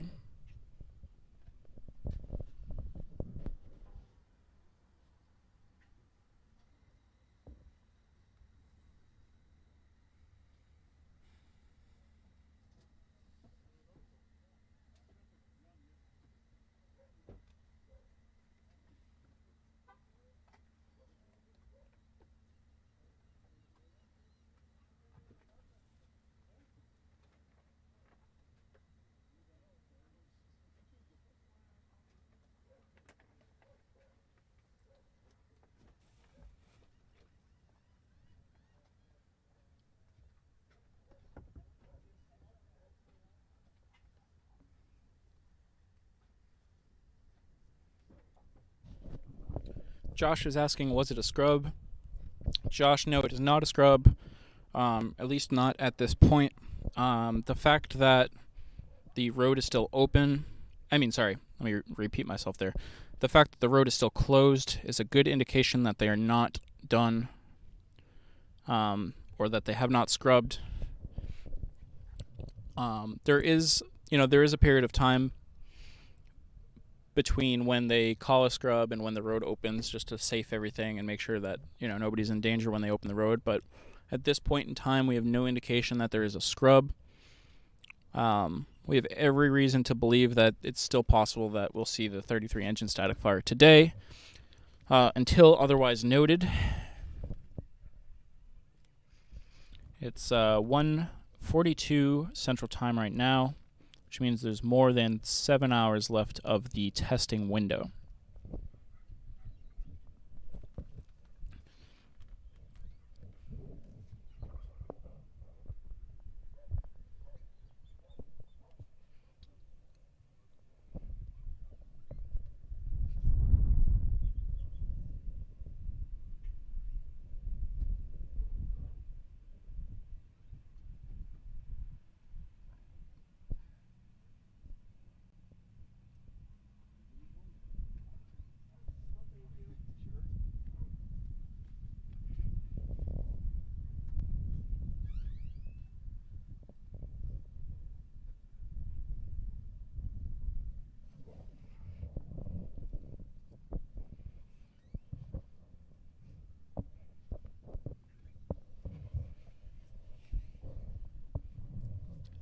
And another indication that would indicate that they had scrubbed would be the lowering of those chopsticks. So if we start to see those chopsticks lower, that could be a bad sign. But so far, they have not been lowered, which is a good sign that we are not at a scrub yet. And yet again, we have an OLM vent. So I am 100% about to repeat myself here, but that's okay. I appreciate when we... so just because we're seeing an OLM vent, apparently at this point doesn't mean anything, but it's another change of state. Again, what I mean by that is this could be an indication of them moving forward, or, we may eventually figure out that this is for because of a scrub, but I would have no reason to believe that they would be purging the lines for a scrub. So the fact that they're purging these OLM infrastructure again, I think is a sign that the testing is not over for today. They could be running into some issues with GSE or ground support equipment today or something, or maybe this is just completely normal.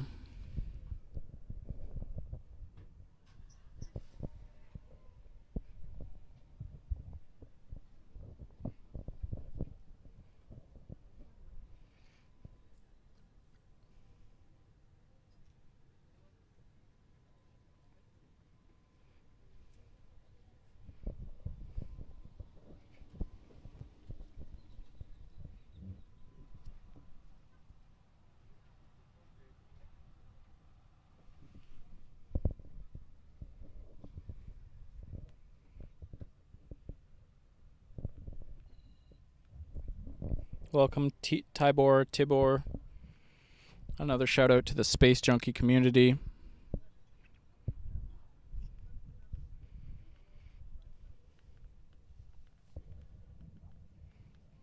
You can find them at Space Junkie.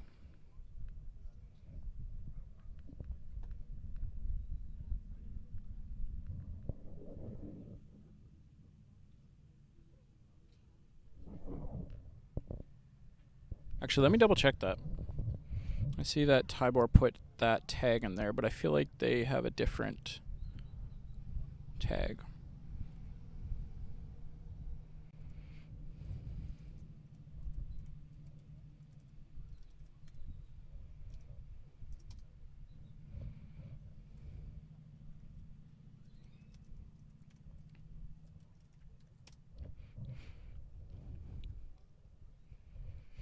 It's actually at Space Junkie H. Space Junkie H. H as in hungry. This is quite the OLM vent. Sounding like a broken clock here. But a broken clock is right twice a day, right?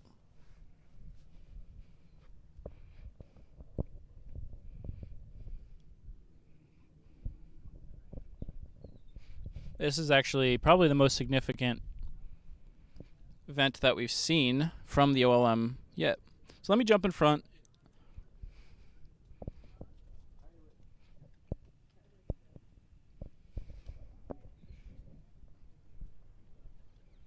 Just wanted to jump back in front of the camera here for a second just to provide another update since it's been a little bit.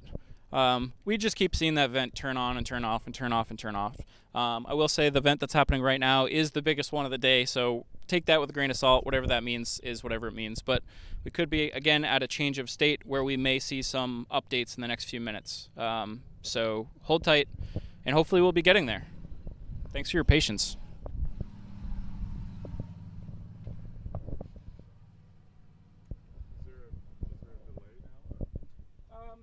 You never know exactly what's happening, but my guess is just the way that things have been happening today. Maybe they were troubleshooting some sort of issues or something, but right now is like a good indication that they haven't like given up for the day. Okay. I think like there's a chance in the next 5-10 minutes, or there's a chance in the next 20 minutes or so that we may have a better feeling about which way it's going to go. Okay. But yeah, right now I think everything still points to a pretty good chance of seeing a static fire. Awesome. Thank you. No problem.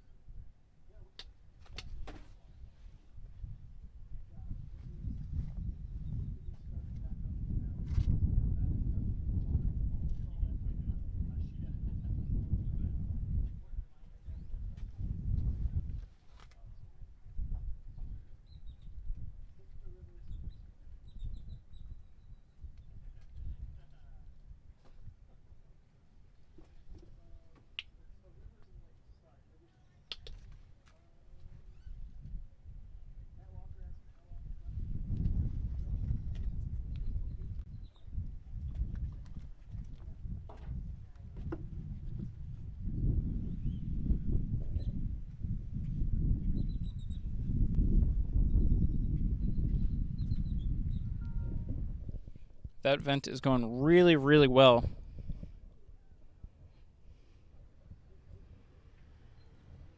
So we're going to keep crossing our fingers here that this is a good sign.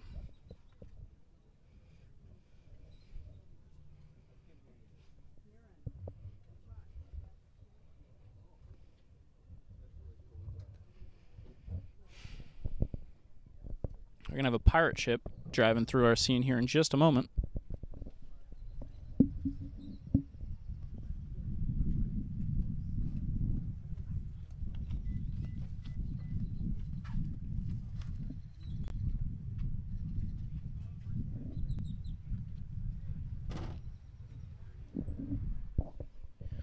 Look at that venting going. That is good, I think. That is good.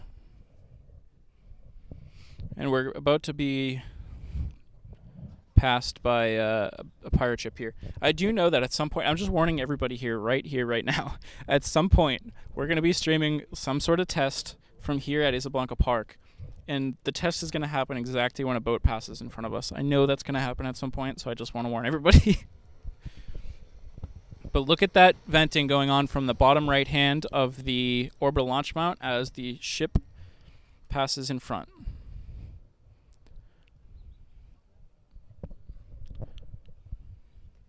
So I've been talking about this vent all day, and you may not have been able to see it, but it's very clear now. Once the ship passes on the bottom right hand side of the OLM, you'll see that giant cloud coming out. That is the OLM vent.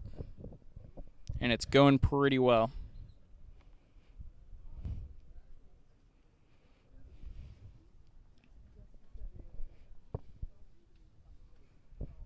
So we want to see that keep going for another few minutes.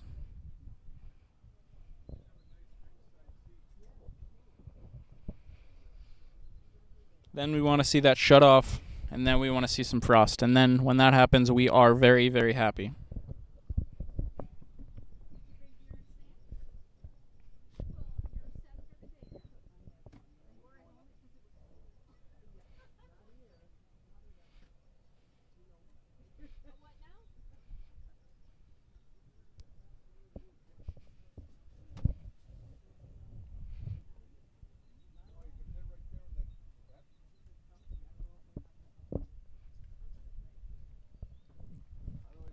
Again, thanks for all the messages, and I apologize that Nightbot is being a little bit aggressive with emotes. Apologize. We will fix that. Ooh. The community. Ooh. We got some good news. All right, so folks, we have a little bit of an update here. It's just checking, not quite frost yet, but I'm checking in with some updates with the community, and both the LOX and methane part of the tank farm are spooling up, and that OLM vent that we just saw was like considerably larger than the ones we saw before. The OLM vent just stopped, so again, this isn't guaranteed that we're in a better place now, but I think it's pretty likely that we're going to see this thing get fueled up here in the next few minutes. So stay tuned. Hopefully we're right. Anything could change at any moment. So, we might be in the same waiting game here in a little while, but I'm thinking things are looking pretty good. So if you have the stream on in the background, you probably have a little bit more time to just kind of leave it on the background and doing what you're doing. But I'll give you a good heads up once we start seeing this fueling to when you should really start paying attention. So thanks everybody for hanging out so far. Hopefully we'll see some excitement here shortly.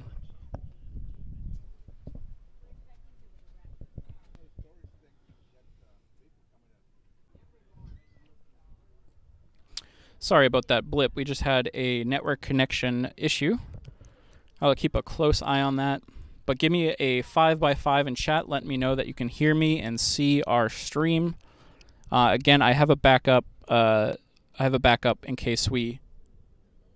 Oh, that might be a depress vent. I'm hearing a depress vent from here. Is that a good sign? Or? I mean, sometimes it's a bad sign, but it doesn't necessarily. It wasn't super long, so I'm not super concerned about it. Okay. Yeah, we just very clearly heard a pretty loud vent from here, but it didn't last super long, so we'll see. That could be a good sign. No, he's on his own. Me? No, him. He works with.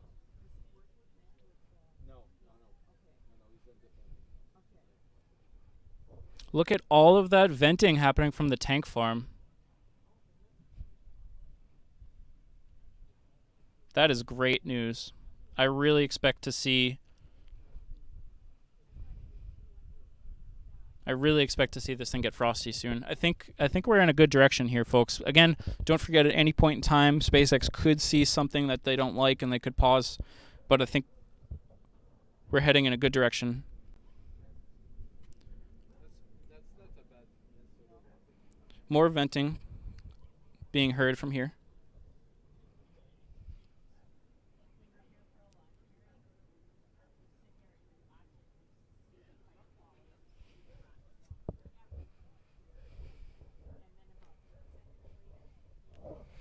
Ashley says, Andrew and everyone else, how annoyed would you be if I asked all the questions I have? Ashley, you should go ahead and ask any question that you have. I am happy to answer those for you.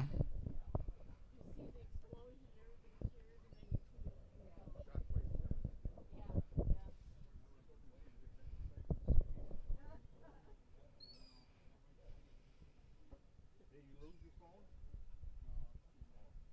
Well, I want to make sure.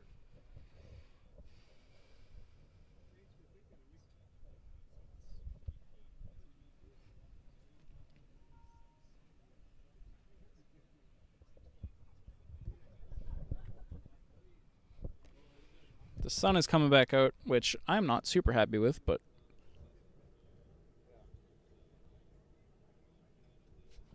wow, so we're getting insanely clear and loud venting sounds from the park here, more so than I've ever heard, which should indicate that the sound is going to be absolutely insane for the static fire. Wow. This could be interesting. So Ashley says, so is this in the direction of humans traveling or just payloads? So at first, Ashley, when this thing gets off the ground, the first few flights might not have any payloads at all, but it will be used for satellites and payloads at first. But this is being designed for human spaceflight to bring humans to the moon and to Mars. And actually, it is under contract by NASA to deliver humans back to the moon as a part of the Artemis program. Basically, the SLS Artemis rocket will bring crew to moon orbit, and then they'll jump in one of these things and take it down to the surface.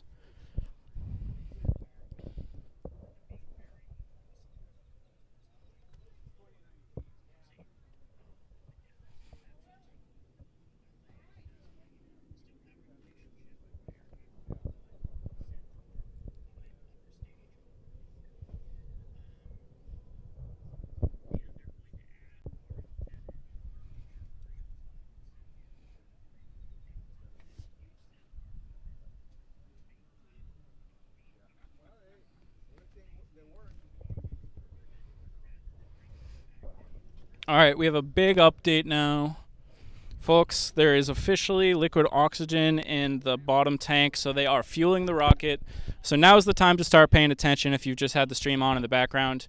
Now is where things get exciting. The actual fuels that are designed for the static fire and for these engines are being loaded into the vehicle. So we'll see that frost line continue to grow on the base of Booster 7 and halfway up on Booster 7.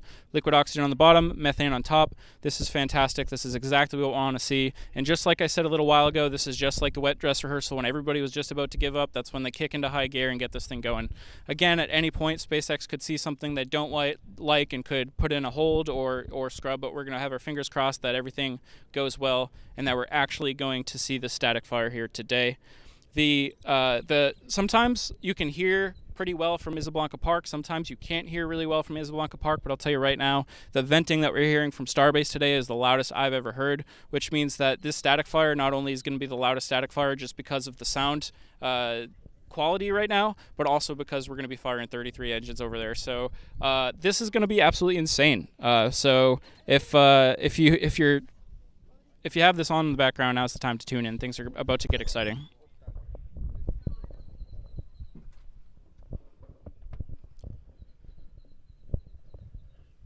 No problem, Ashley.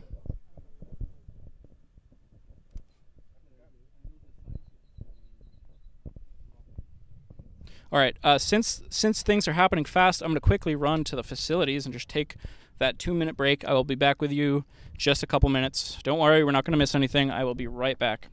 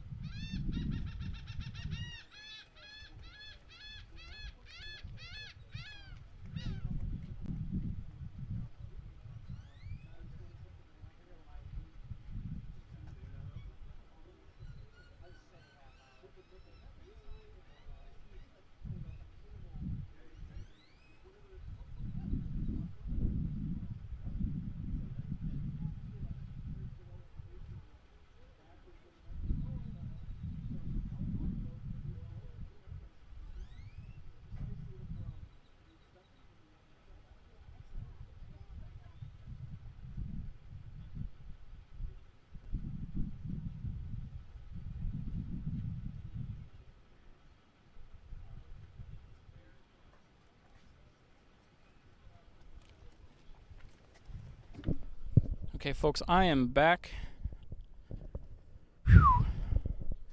344 likes on the video. Thank you, everybody, for the support. It's kind of jogged back here.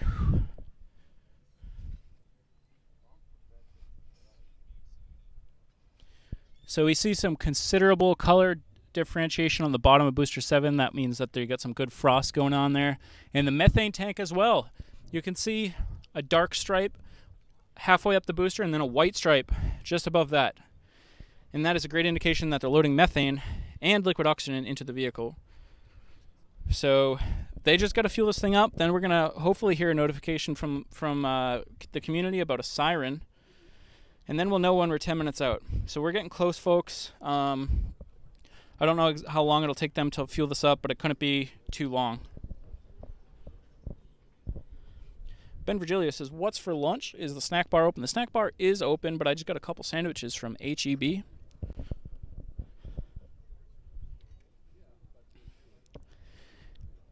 We're actually going to zoom out just a little bit here because I think we're going to want to see that whole exhaust plume.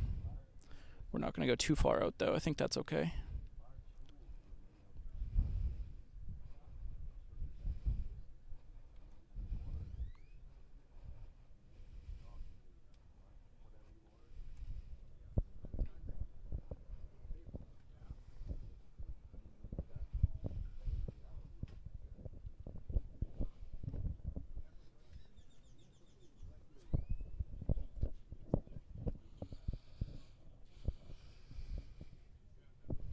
The blood is pumping, folks. I am getting real excited about this. Whew.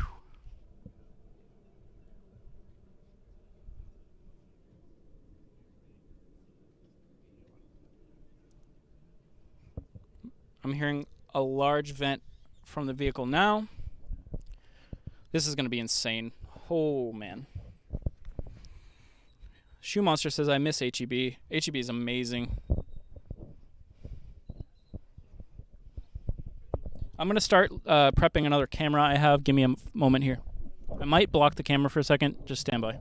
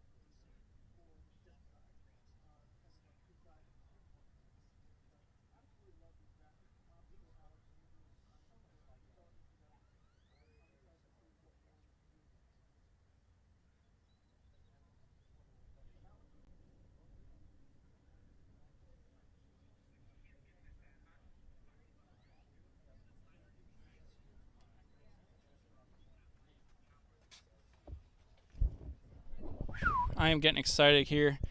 John says, I can't tell. Are we getting frosty yet? Absolutely. You can see a pretty dang big frost ring just halfway up the booster and then at the base of the booster as well. We're making quick progress here.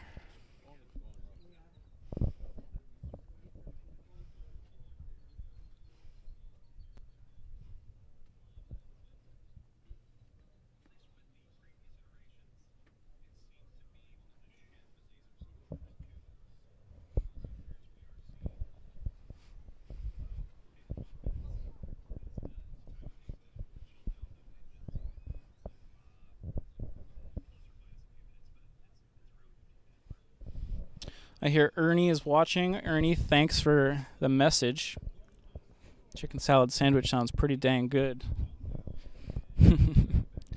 I got some good sandwiches from HEB though. So folks, we're getting pretty close to the point where they're going to be fully fueled. So I don't know how much fuel they need for this 33 engine static fire. So it still might take another 5, 10, 15 minutes, but I wouldn't be surprised at any point if we start to hear from the community about a siren being heard.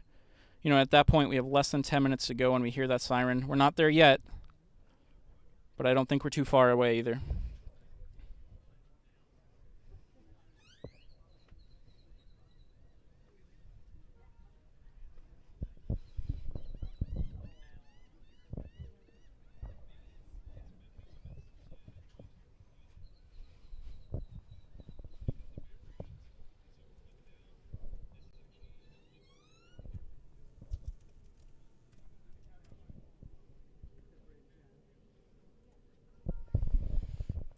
So just to be super clear here, as long as there's no problems leading up to the test, we are in that process of the static fire, so we're getting close.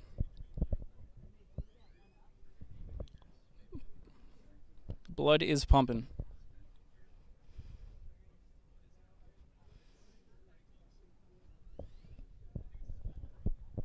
Take some water here.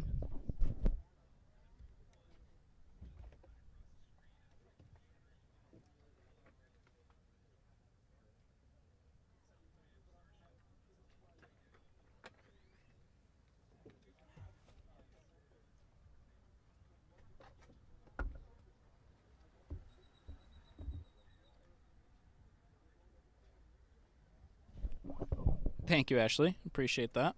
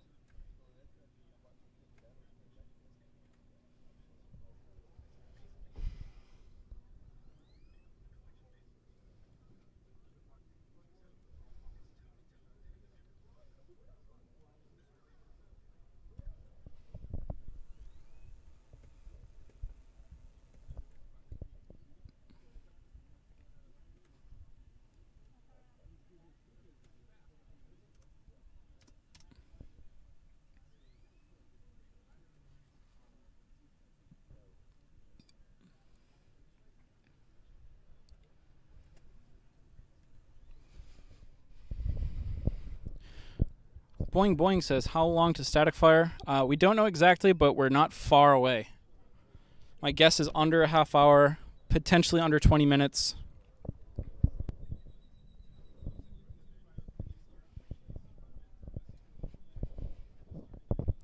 But there's no way to know for certain.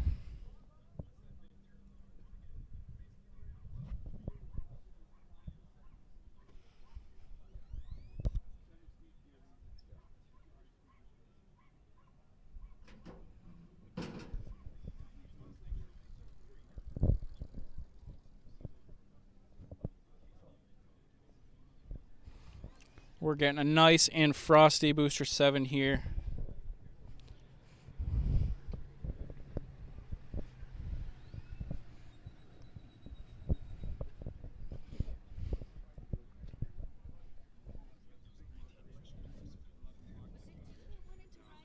When the static fire is like pretty imminent, do you have any concerns if I face the camera this way to get a crowd shot?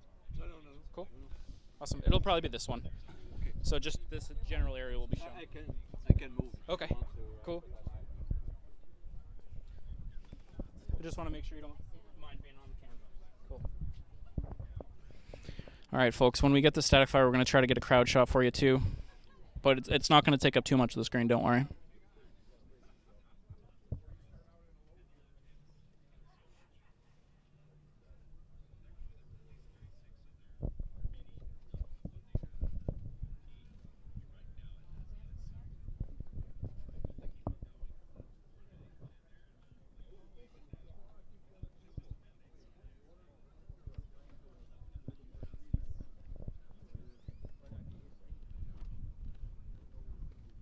they almost done the filling? Yeah, yeah. I would guess they're getting pretty dang close to filling it. Yeah.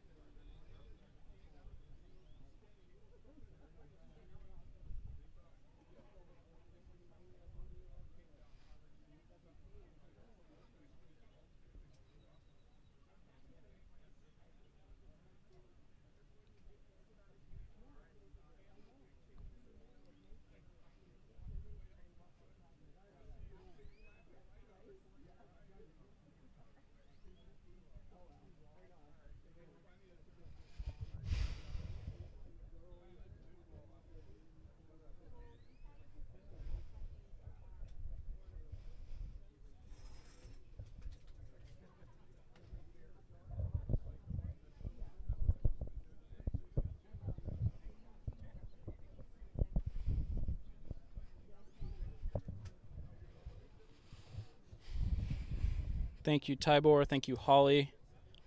Holly, can't believe she's not here. I can't believe you're not here either with us, Holly. But I'm glad I can at least bring you the stream, and then hopefully in the future you can be here for an exciting test.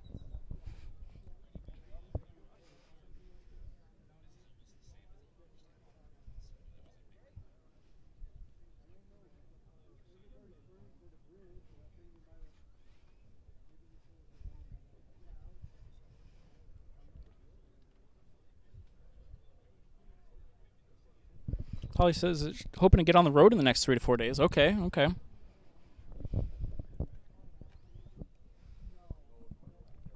Now I do want to give you one little piece of information here. Just because we're used to hearing a 10-minute siren doesn't mean we're always going to get a 10-minute siren. So I would say keep taking a close look at the booster, because in the event that the booster sorry, I'm just being sidetracked by some conversation. But just because we don't hear the siren doesn't mean this isn't going to light up. We do expect to hear a 10-minute siren, but just in case, keep a close eye on Booster 7. We're getting really filled here. So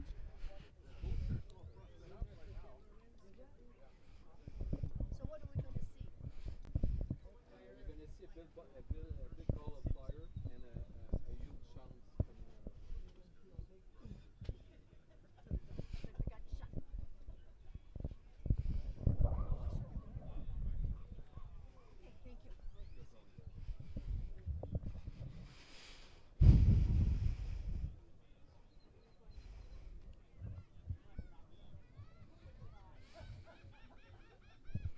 You can see the frost lines with my own eyes here. It's really, really frosty.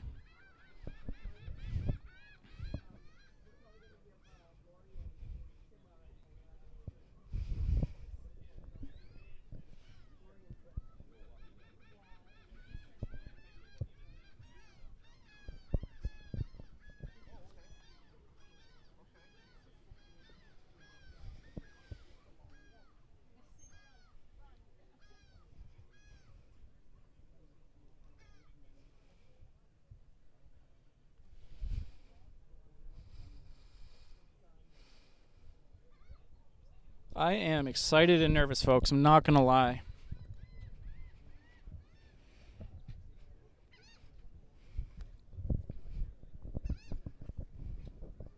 Fingers crossed for Booster 7 on a successful test today.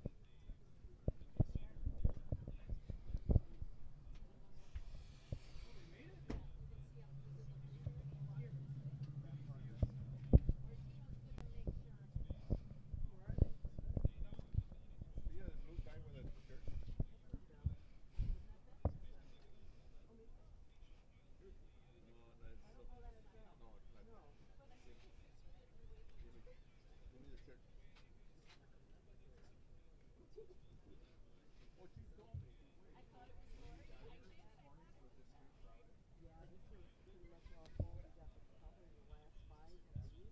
We got here at 8:30.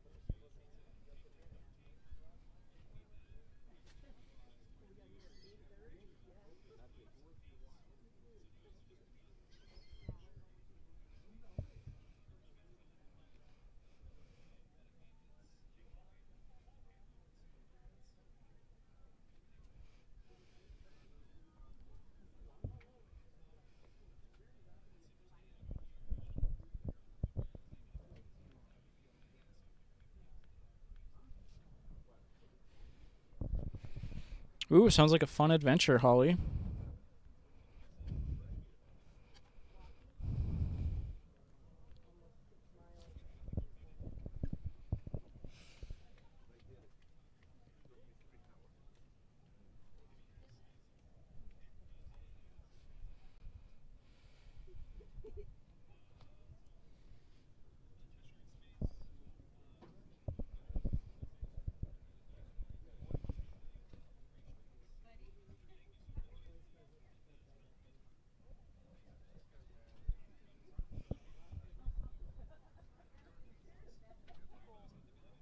Excuse me.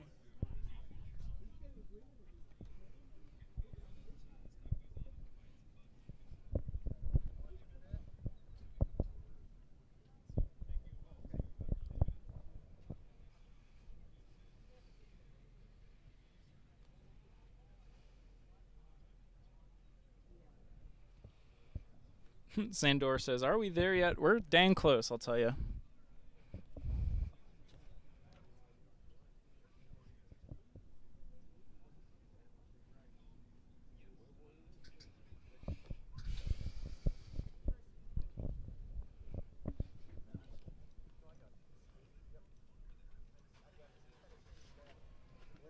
Oh yeah, we're getting close. No siren yet, so probably more than 10 minutes. But it's pretty dang fueled, so I would expect pretty likely under 20 minutes, if not sooner. Could be longer, but that's. Mm, They just said an hour, yeah. who did? The NASA site, Okay. they said they're filling now. It could be anywhere up to an hour before it actually goes. Could be. Put down 10.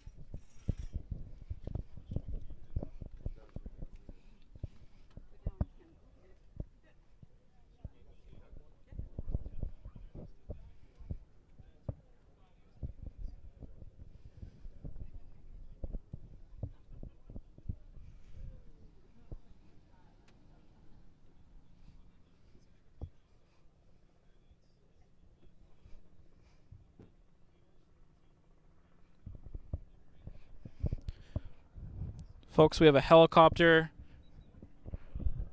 checking the perimeter, which is a great sign that we're getting close. Thank you, Andre.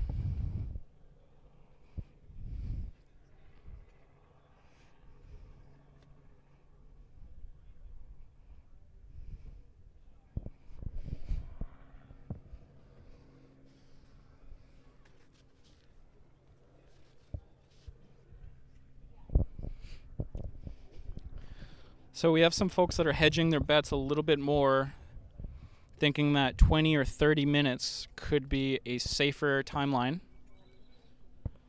Potentially even a bit longer, but I'm not too sure on that. The one thing I can report right now is that we're making really good headway towards a static fire.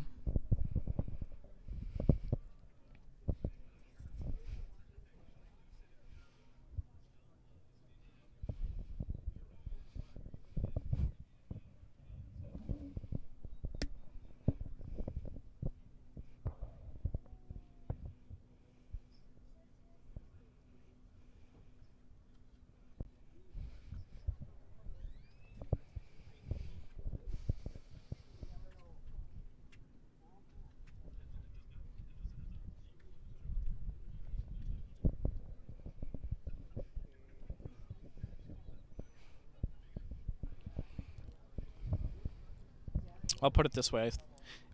if we're gonna see a static fire today, I think it's almost 100% sure gonna be within under an hour. I'd say 60% chance in it's on under a half hour. And I think there's a half decent chance that it's even sooner, but we just gotta wait for that 10-minute siren.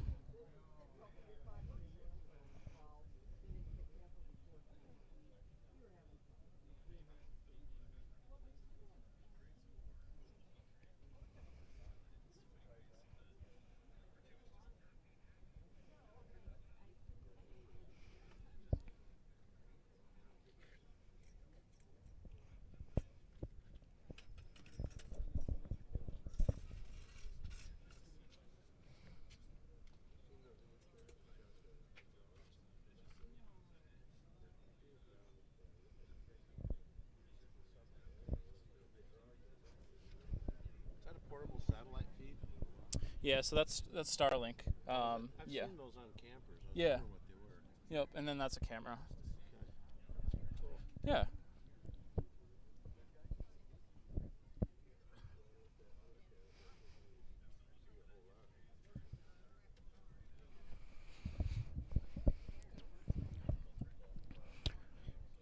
All right, so I'm about to say something, but it is very.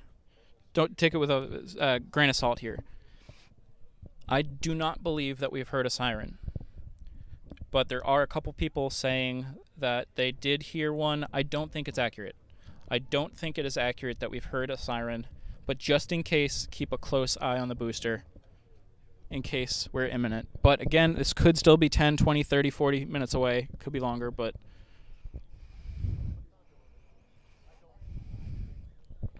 we're in that mode here that anything could happen at any point, so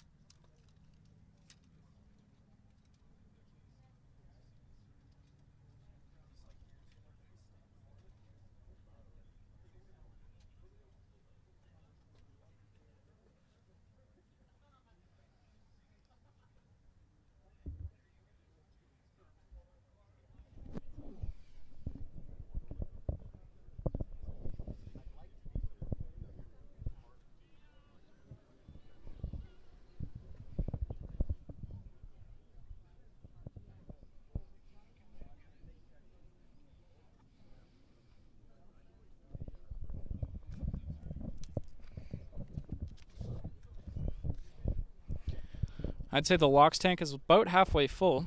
Now, we don't expect it to fill up today at all, so I think that's a good sign. Methane tank is a good fifth away full or so. I haven't seen them grow much lately, so I would imagine they're in the state of pretty much being fully fueled for whatever they're doing here, but we'll see if those grow at all. But for anybody just tuning in, we don't believe we've heard a siren yet. When we hear the siren, we could be 10 minutes or less. That being said, every time there's a test down here, something new happens, something changes a little bit differently. So I would be, like I said, we could see it anything at any point.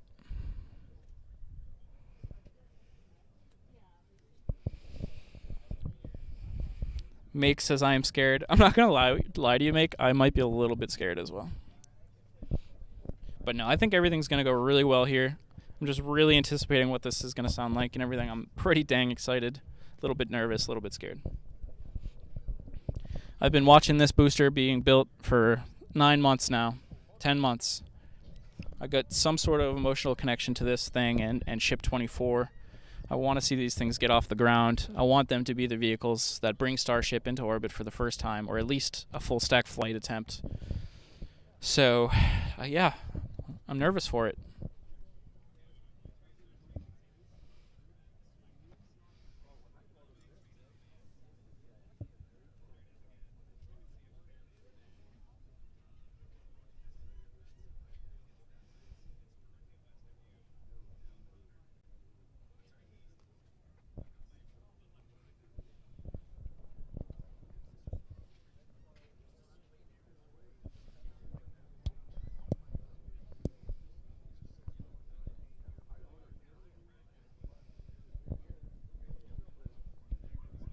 If you have any friends that think they'd like to see a historic development of the Starship vehicle, a historic vehicle itself, it'll be the largest, most powerful rocket ever, and today we could see the most thrust ever produced by a rocket ever. If you think you have a friend that could be interested in this, share it with them. Maybe they have a passion for spaceflight that they're not sure about yet.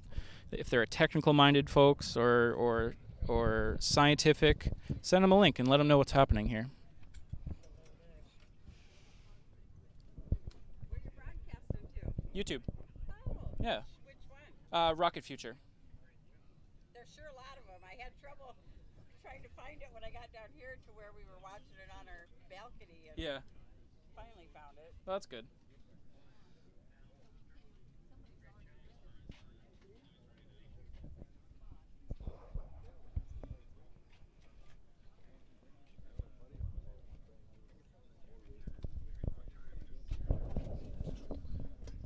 I'm going to untangle the mic here. You haven't heard any siren go off yet, have you? Not yet. Not yet. Going on.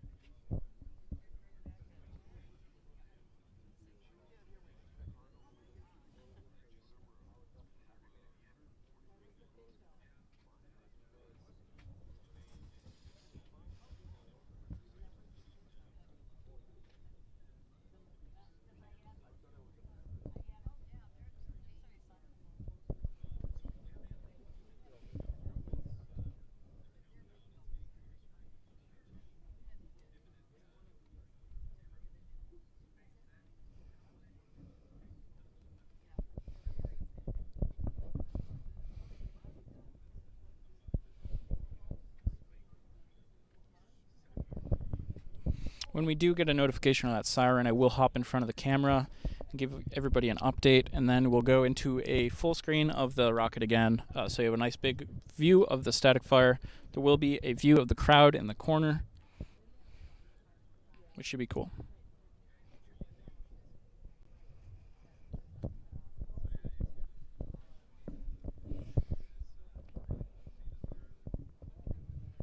Again, we could be anywhere from 10 minutes to 30 minutes out, maybe longer, but hopefully shorter.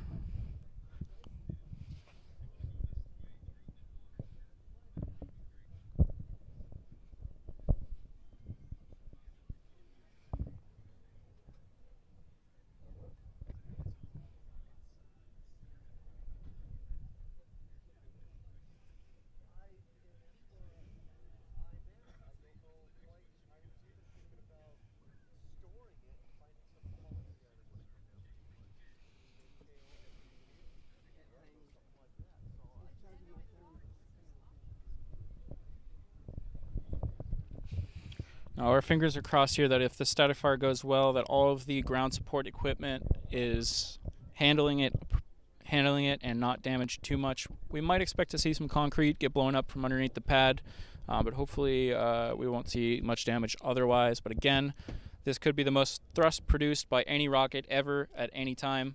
So we're in new territory here, not only for Starship, but for the space industry in general.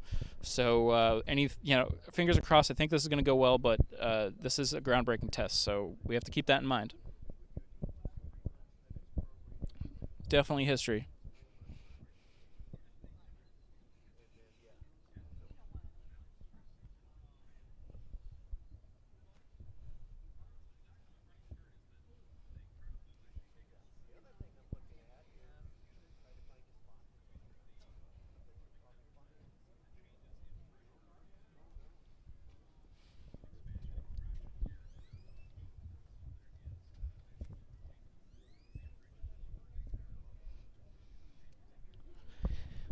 If you're seeing me and hearing me okay, give me a 5x5 in chat. Let me know that we're coming to you clearly. Treefinger says, just tune in. What did I miss? Treefinger's not much, but we're pretty far into the process here, and before the process that is required to do before the static fire. So you came at the right time. I think they've pretty much fully fueled what they're going to fuel here today. Although the bottom tank that's a little bit frosty, they've definitely loaded more liquid oxygen into the tank than they had before, so they might still be fueling up. So basically what we're expecting to see here is them to fill it up as much as they need to for this test. We're not sure how far that is. Then we expect to hear about a siren, and then hopefully we'll get the static fire. Tree says he hears those birds. I'll get 5x5s in chat.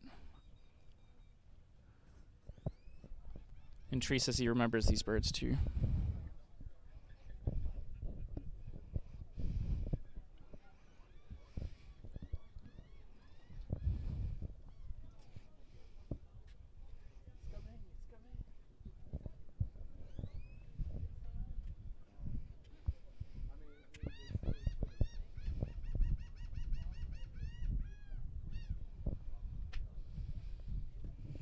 I'm going to mute my mic for a second here and put the windshield on for when I jump in front of the camera here.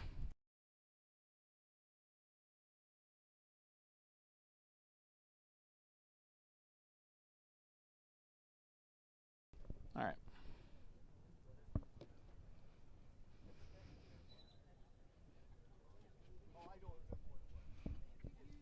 You can even make out the chines there in the bottom portion of the booster. You see those two lines that aren't frosty? Those are the chines. Those are fins that stick outside of the booster and shield things like COPVs, carbon overwrapped pressure vessels, which are just basically these tanks on the outside. Oh, now that I put the wind cover on, I'm going to have to boost up. Test 1 2 3, test 1 2 3, testing 1 2 3. Here is a volume test. All right, hopefully I'm not blowing anybody's speakers out. I have just adjusted the microphone to its final location.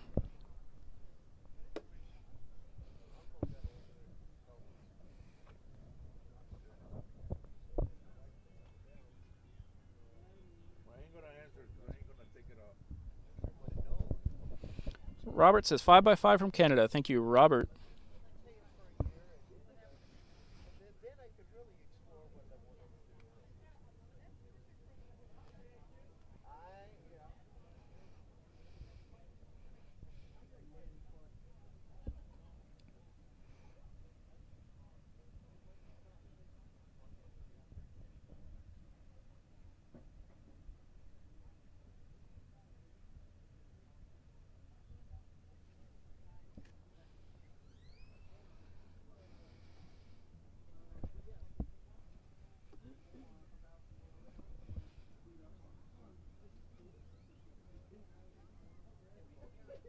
Looks like a bunch of frost just fell off the booster. Hopefully that was expected. Aaron's got to go, but thanks for joining us, Aaron. We're still hanging out here waiting for a static fire. The Chasman says, anyone talking? I am talking now.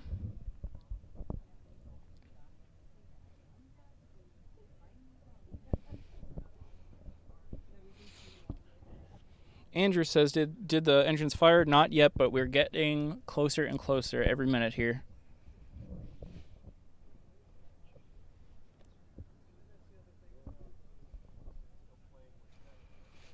Epic says, looks like the bottom is filling more than the top. That is correct. We don't think that they need as much methane as they do liquid oxygen for this test. One way up there might be a one, but they should have been here by now. John says, what's more likely to go wrong, destroy the pad or break free from the clamps? I don't think breaking free from the clamps is very likely at all. And I don't expect that they're going to destroy the pad today, but I think if I had to pick which one was more likely, I think damage to the pad is way more likely than it coming out.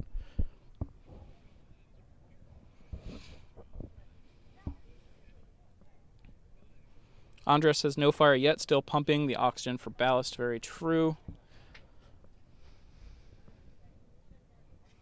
That oxygen line does continue to grow. It was about halfway last we talked, and now it's, I'd say, 60% of the way.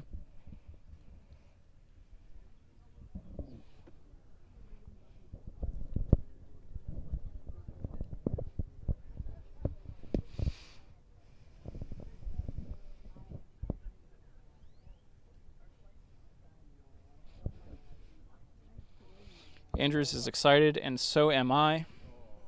All Andrews in chat excited.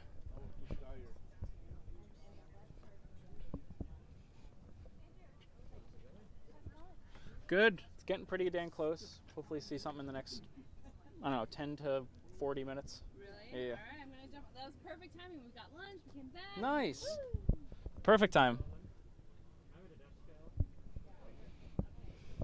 up to Alberta, British Columbia, where I'm technically live at present, and now just travelling around in my van. And enjoying life. I'm lost completely.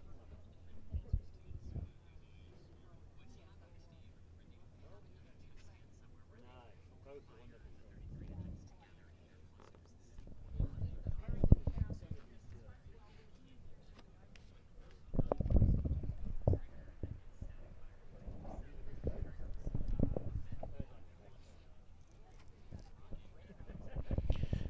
Tybor says 5 by 5. I think that was from a little bit earlier, Tybor.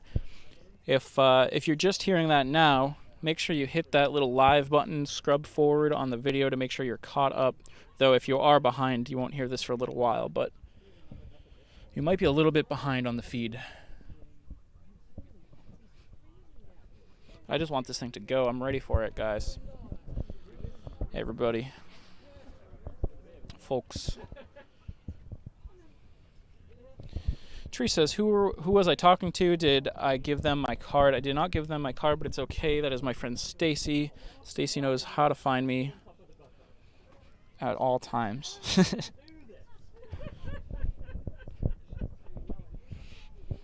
But there are a ton of people down here that I've been talking to today, and I have been sharing the word about the channel, making sure everybody is caught up on what's going down here. Clark says, thanks for the coverage. It is my pleasure, Clark. Treefinger says, crowded where you are, what's the vibe? Yeah, it's very, very crowded here. There's hundreds of people down here at this point. I will give you a live view. Let me give you a little bit of a preview of what our static fire, our shot will look like. So, looks the same except for in the top left, we have our second camera. That camera will be facing the crowd, so you'll be able to see the crowd reaction to the static fire. No Tecate to be found, at the moment at least.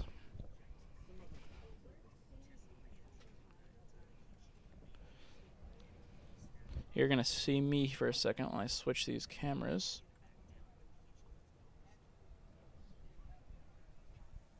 There we go. The guys with you are so much excited. Everybody's very excited down here, that's for sure.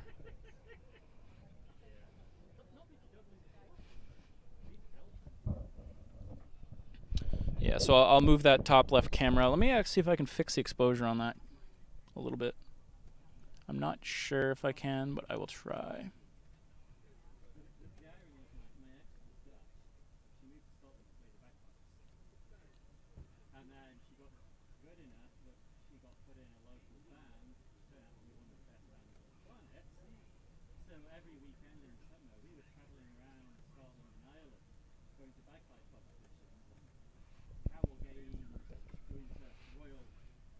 Sorry, Tree. I'll fix I'll fix Nightbot later.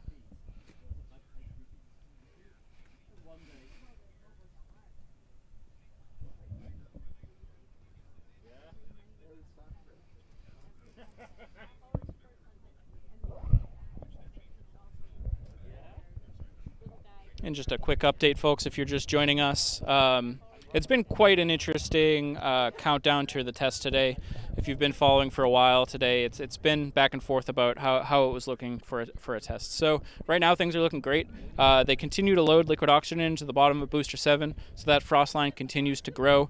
Next thing we anticipate is that siren, and then we'll have a 10-minute or less notice at that point. But again, I just want to just say thank you everybody that's joined us here on the stream today. We're going to have an awesome view when we get the static fire. People just keep coming, and it's awesome to see so many people excited about this. And this is giving me a little bit of an indication of what launch day might look like. So if this place is half as crowded, I mean double as crowded, I would be surprised if it was even just that. So yeah, we're hanging out here. I think we're getting dang close, so don't go too far.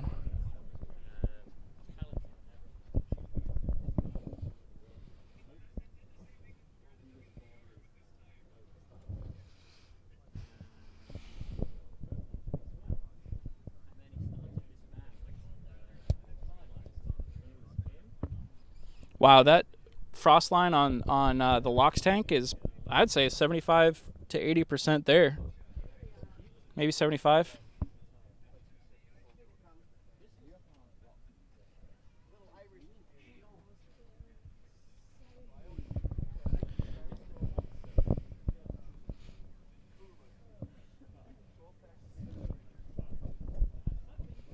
You can see just a ton of vapor coming off that booster. So cool to see. Really looks like it's ready to do some work, and it's about to do some insane work for us.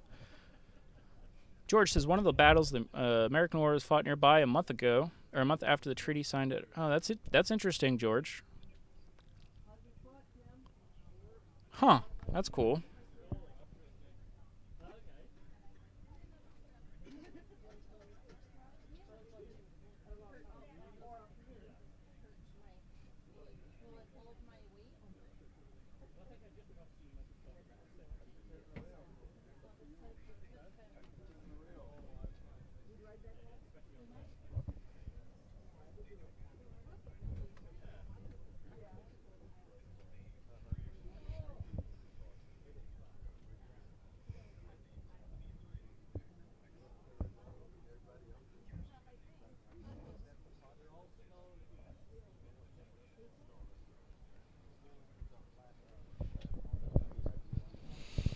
Oh man, so we still haven't heard the siren, but we're in this dynamic state. We pretty much have a bomb on the pad right now, so keep a close eye on it. We don't want to see anything bad happen. We think that this is going to go really well, but again, we're in this really dynamic state with the largest first stage of any rocket ever. So keep a close eye in. George says the communication went much slower back then.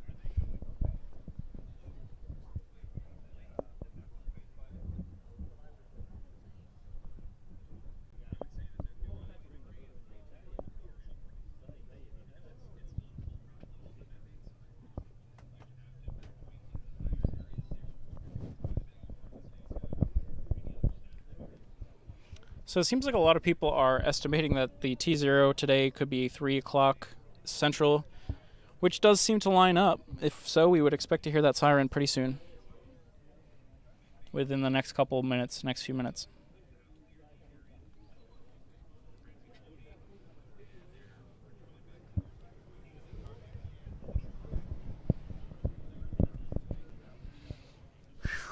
I am getting excited and nervous more and more. Andrews says here in the UK it's 8:48 p.m. Still not fired. Hopefully we're getting there.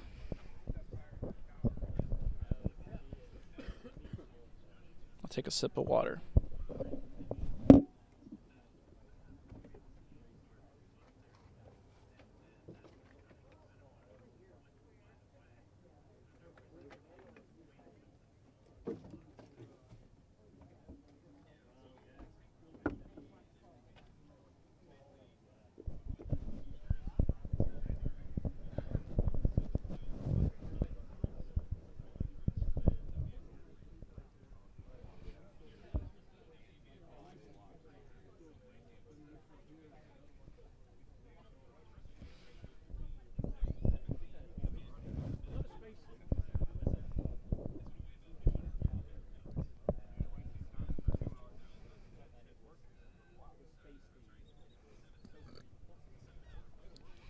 All right, we're approaching 250, which hopefully we will hear a siren very, very soon. If the hold up.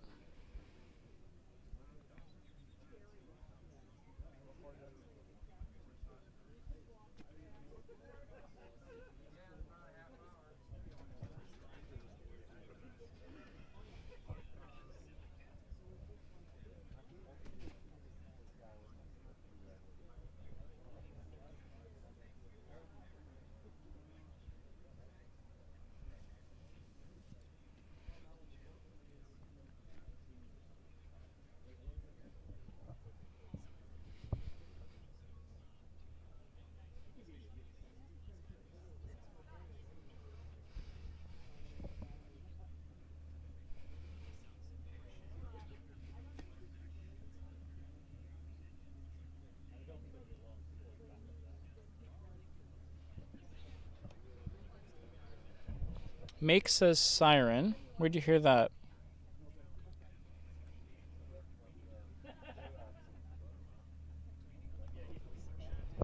I'm checking in to see if I can verify.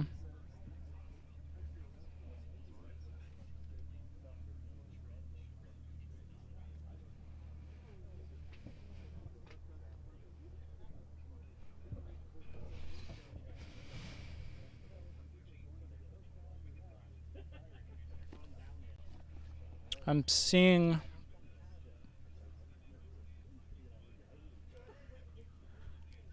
seeing mixed results on whether or not there's been a siren. At the time, I don't think there is one, but just in case, keep looking.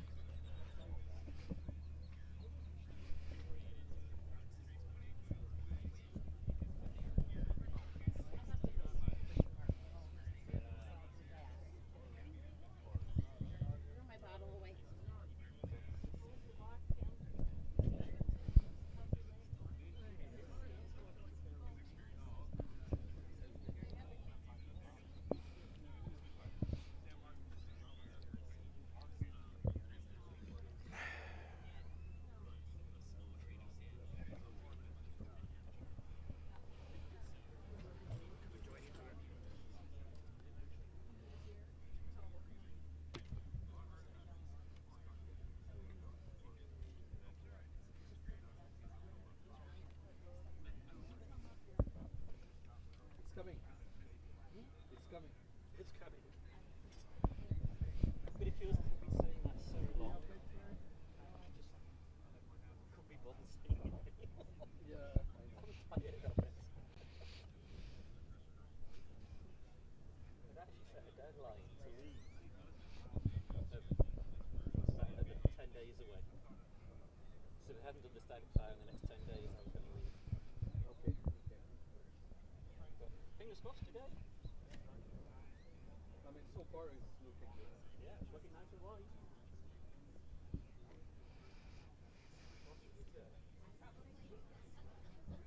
I was ready to leave this morning.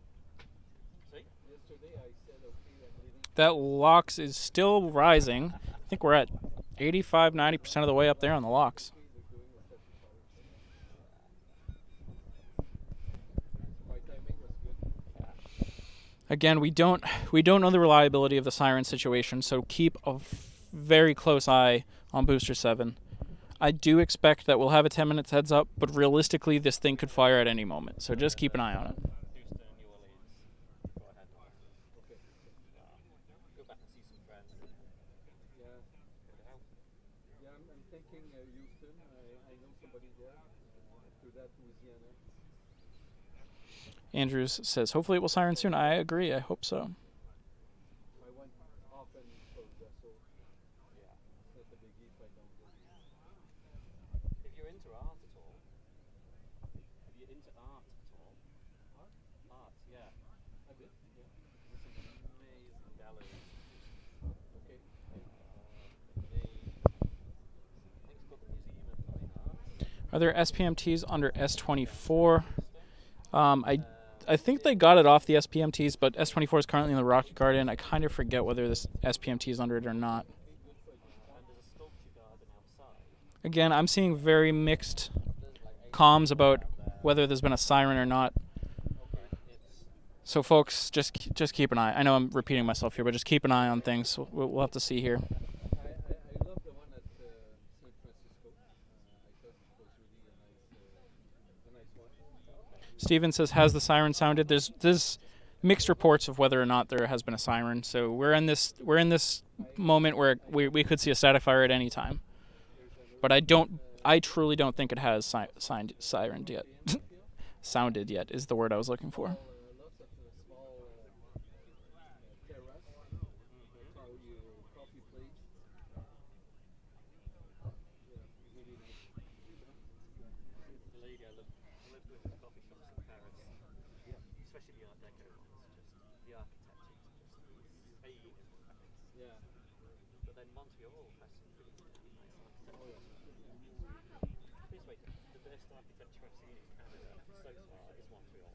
Because Calgary is there. Let's be honest. Quebec is nice too, but it's the old city. Yeah. So, again, I have no indication that there's been a siren, but if there was, we would hopefully see this event in about 5 minutes or 4 minutes. Yeah, NASA spaceflight said no siren yet. Yeah, they usually are a pretty good indication. So the OLM is venting again. I don't know if that is good or bad, but right now let's just consider it indifferent. Hopefully that's just an indication that the loading is complete.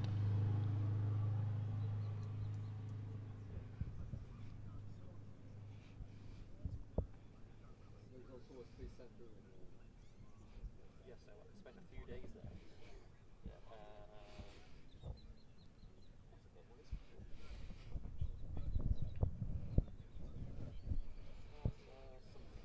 Johnson Space Center. I'm hearing...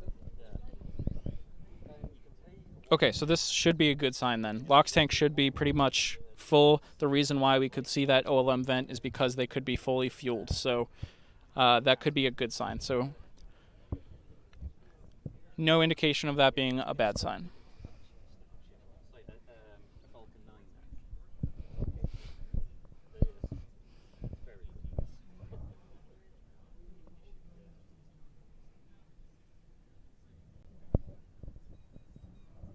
Yeah, I'm hoping that my friends I'm going to be able to park in their on their property. Okay, cool. For the time being.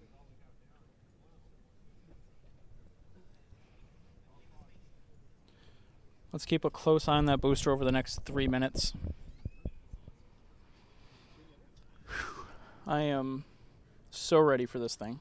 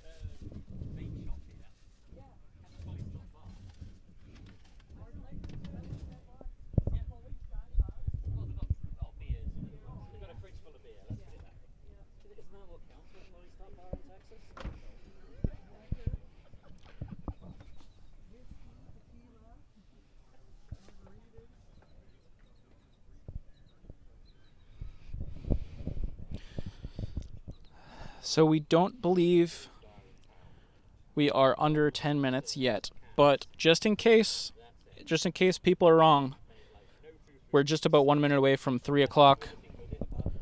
So let's keep a close eye on this as it rolls over the next minute in case there's an unexpected timeline static fire here. John says, why so much LOX and so little fuel? My guess is they're loading the LOX for weight reasons. They want to fully weigh this vehicle down as much as possible, but they only need a little bit of methane, so they don't want to load the methane up completely too, because of course that introduces a bigger explosion risk if something was to go wrong. That's my theory there. Okay, so it's 3 o'clock now.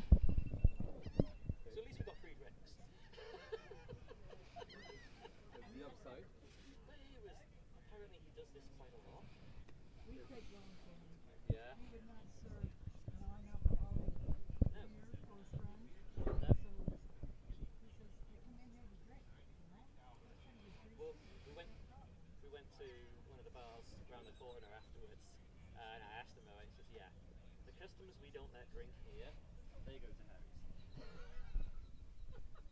He used to serve like that. Yeah. Sometimes people would bring in potluck stuff, but he doesn't sell it.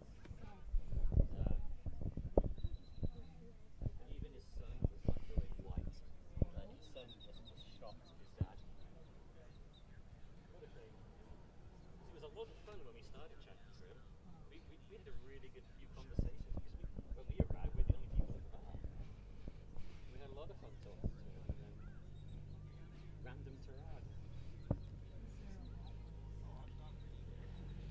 I can understand why.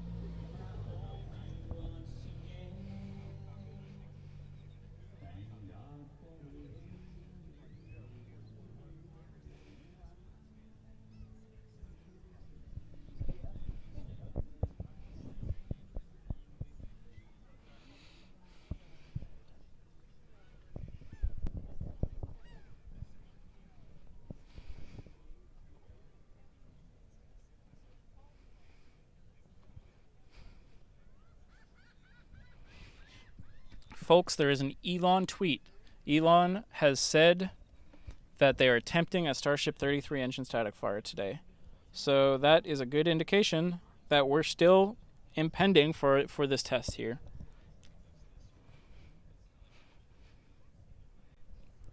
He did not provide any detail on times, but there's no way that we're not getting really close.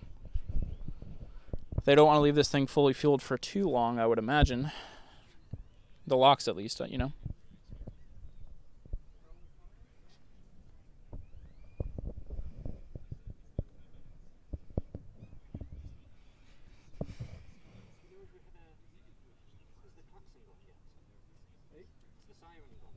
I just heard yes, but There's a lot of rumors about the siren right now, so Okay. I don't think so, but there's a lot of back and forth about it. yeah, exactly.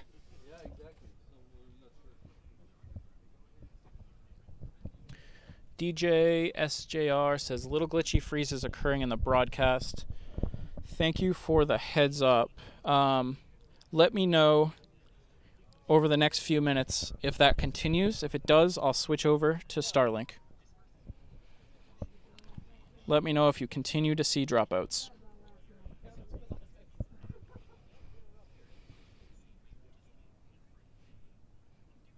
Switch over to Starlink if I need to.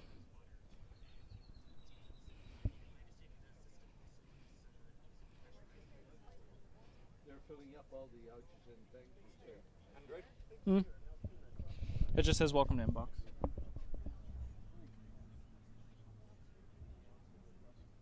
SpaceX just tweeted. Ooh, okay. Awesome. Official SpaceX tweet saying 33 Raptor engine static fire attempt soon. All right, additional confirmation that we're getting there. Thank you. Big shout out to Andrew for that. Confirmation from SpaceX. Yeah.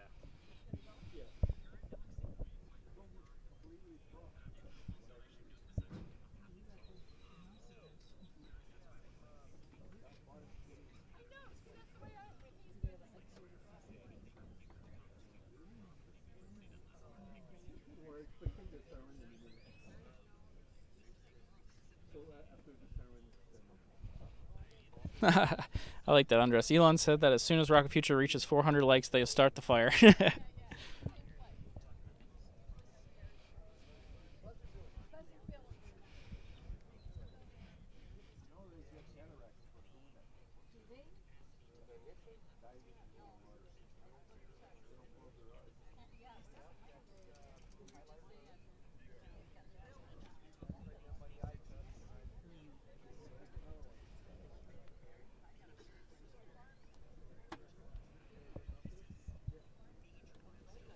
We may switch over to Starlink here in a second, so if you see a quick blip, no worries. It'll be back.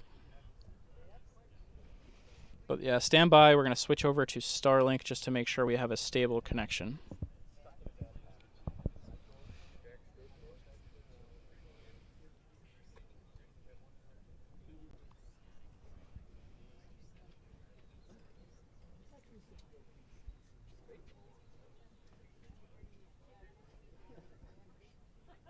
All right, give me a 5x5 to let me know that we are live right now.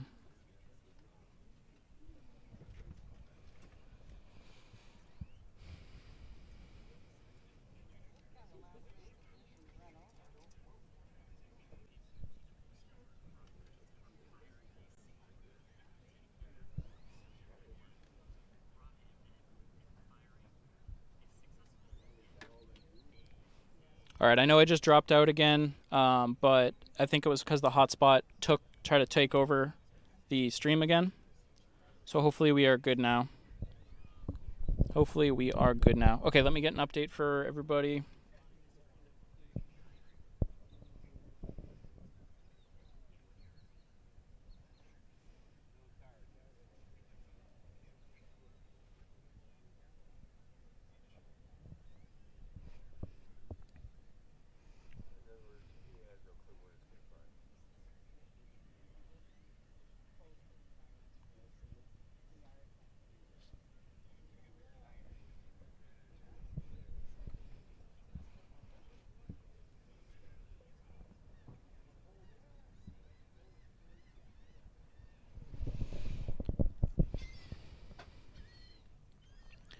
All right, thanks for sticking with us while we're working with these. I anticipate that everybody's kind of starting to start shooting video and getting streams going. So hopefully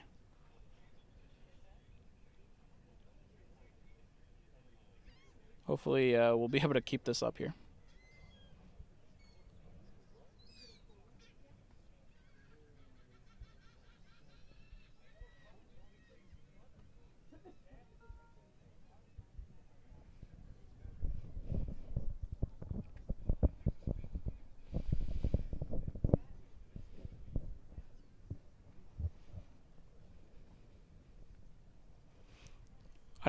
I think what you're talking about, Andrews, is what it says on the SpaceX stream 40, but I don't think that's a 40-minute timer. I think that is a hold at T-minus 40 seconds.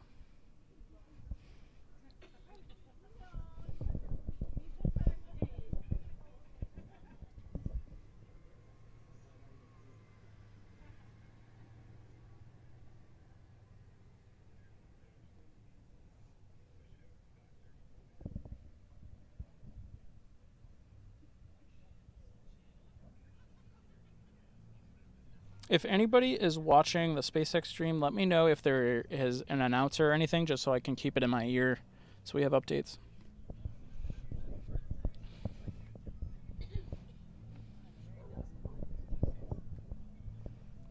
Andres says, yeah, looks like T-minus 40 seconds and holding. Okay.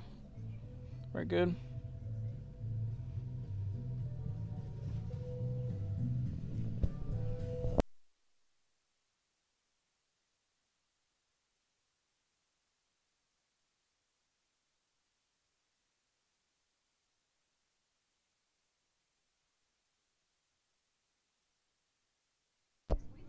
I just muted for a second because I didn't want that music coming through and getting a DMCA strike.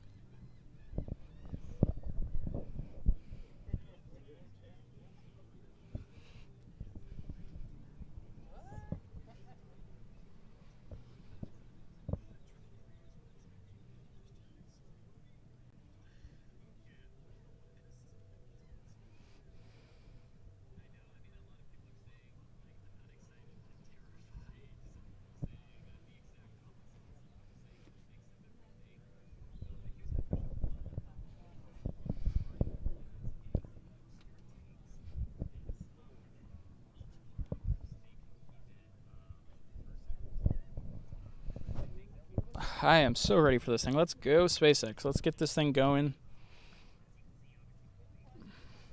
The fact that SpaceX started a live stream is a great point.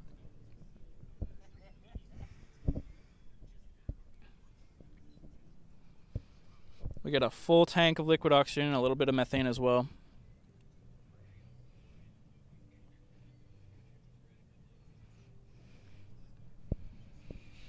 We're definitely seeing some differences in the processes and procedures here today, folks. So I'm hoping to give you a nice, good heads up, but I don't know. I don't know if I'm going to give you the heads up. Oh, hey, take a look. Take a look right now. FireX has just started up. We could be imminent. We're imminent.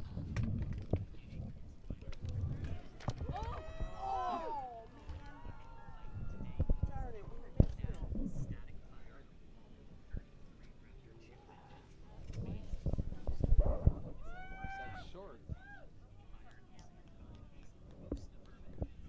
Wait for the sound.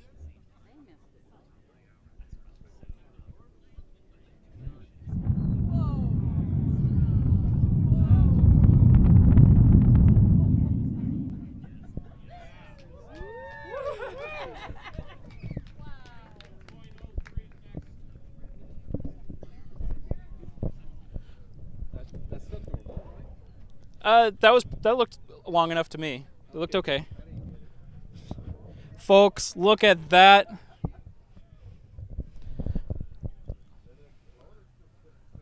I am sorry that I didn't give you more of a heads up, but that was the freaking static fire, folks. Look at that.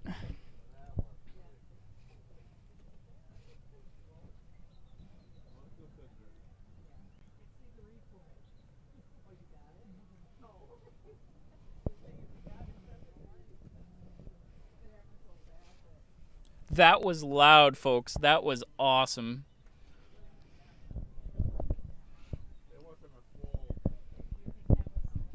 So what we might have just seen there, folks, hold on, let me get this camera back going. You think it was the 33 inches? I think so. That was way crazier than any static fire here before. Okay. That was awesome.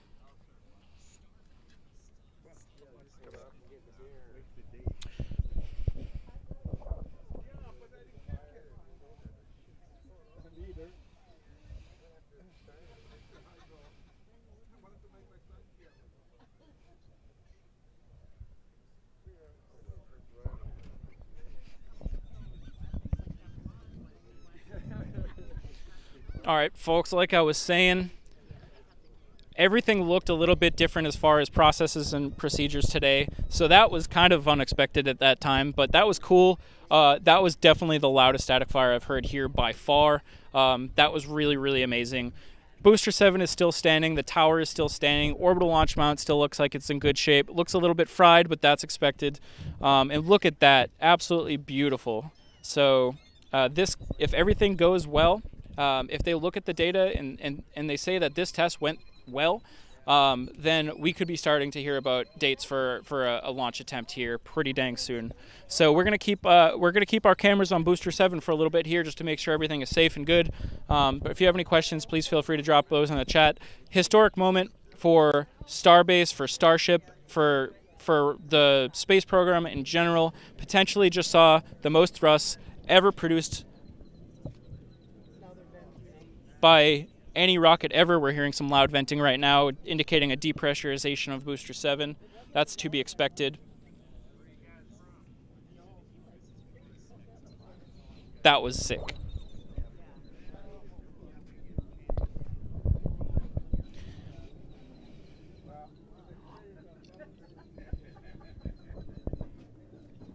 Just wanted to say, enjoy your channel. Thank you so much. That's how I knew to walk the half Oh, I hour appreciate down. it. No, you guys have such good information, and you are so hilarious. Thank you. I've learned tons of stuff. Thank you so much. Keep up the good work. Thank you.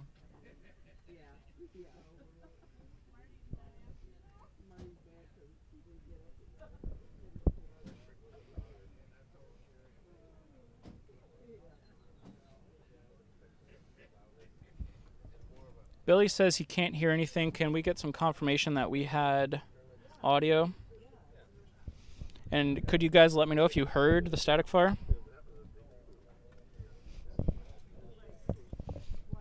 Okay, we're having a lot of people reporting that they're hearing everything.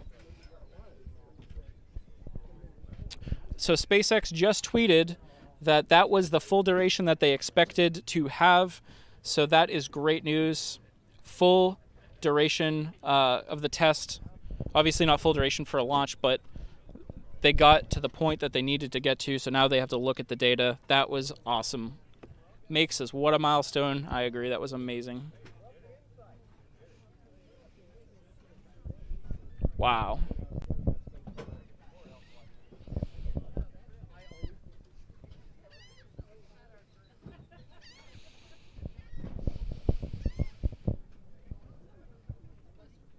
Dang, I wasn't able to get my other camera running, but hey, it is what it is. Okay, we stand by on our Twitter account for later tonight in a few hours. We may be able to post some really, really special content if everything worked well. Oh man, please, if you're not following us on Twitter, find us at The Rocket Future. Again, I am hoping to provide something really unique and interesting, at least to my channel, something I haven't done before. It's nothing new and groundbreaking, and it's nothing novel, but for me, it's an exciting thing. So hopefully it worked. I know you guys don't know what I'm talking about, but stay tuned on the Twitter tonight for a piece of content if everything went well.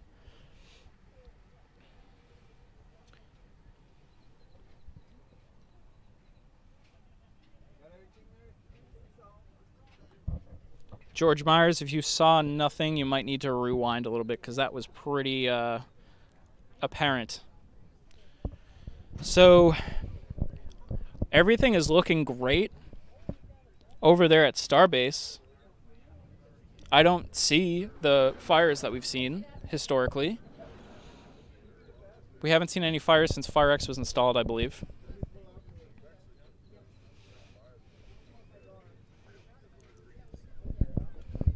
We'll give you some live views of some folks as they walk by here.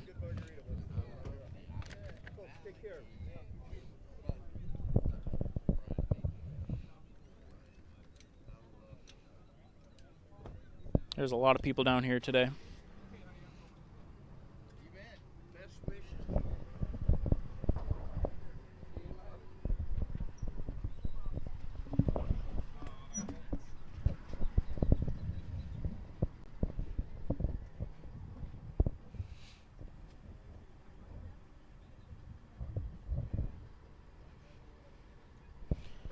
Folks, we have another tweet from Elon Musk that is important to what we're discussing here today. Give me a second.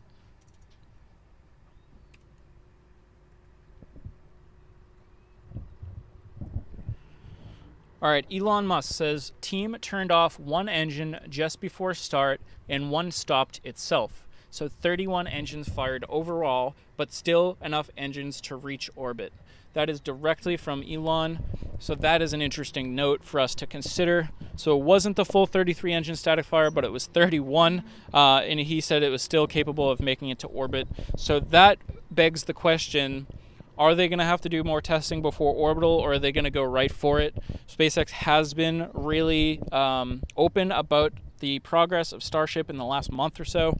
So hopefully we will see them come out and let us know whether or not there's going to be more tests prior to the actual orbital or not. Amazing.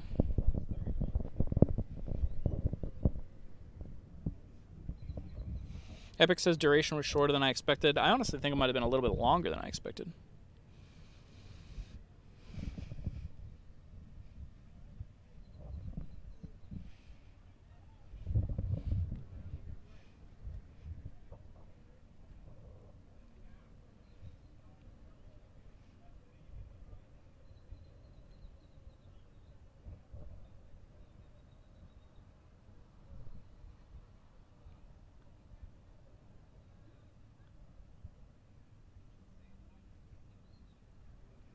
Wow, folks, that was awesome. All right, it is 3:22 right now. We're going to stick around for at least another 8 minutes just to make sure everything is safe and copacetic. Whew.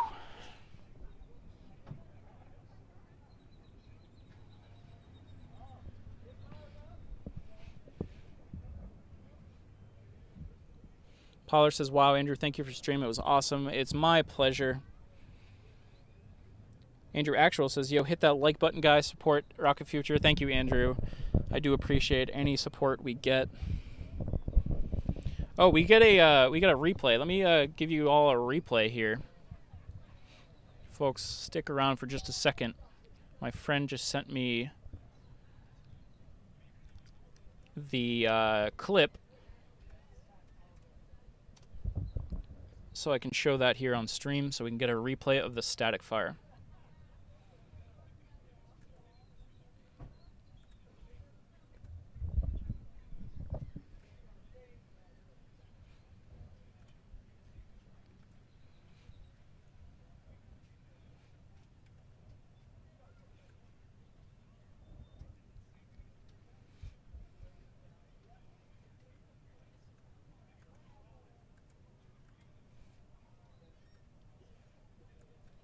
You may get an ad here for a second. I will try to save you from it.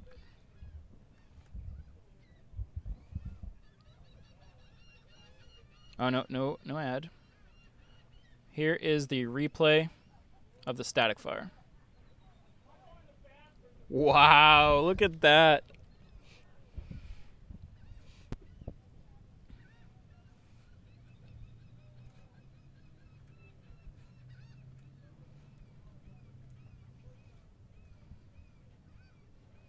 Wow. Wow, look at that.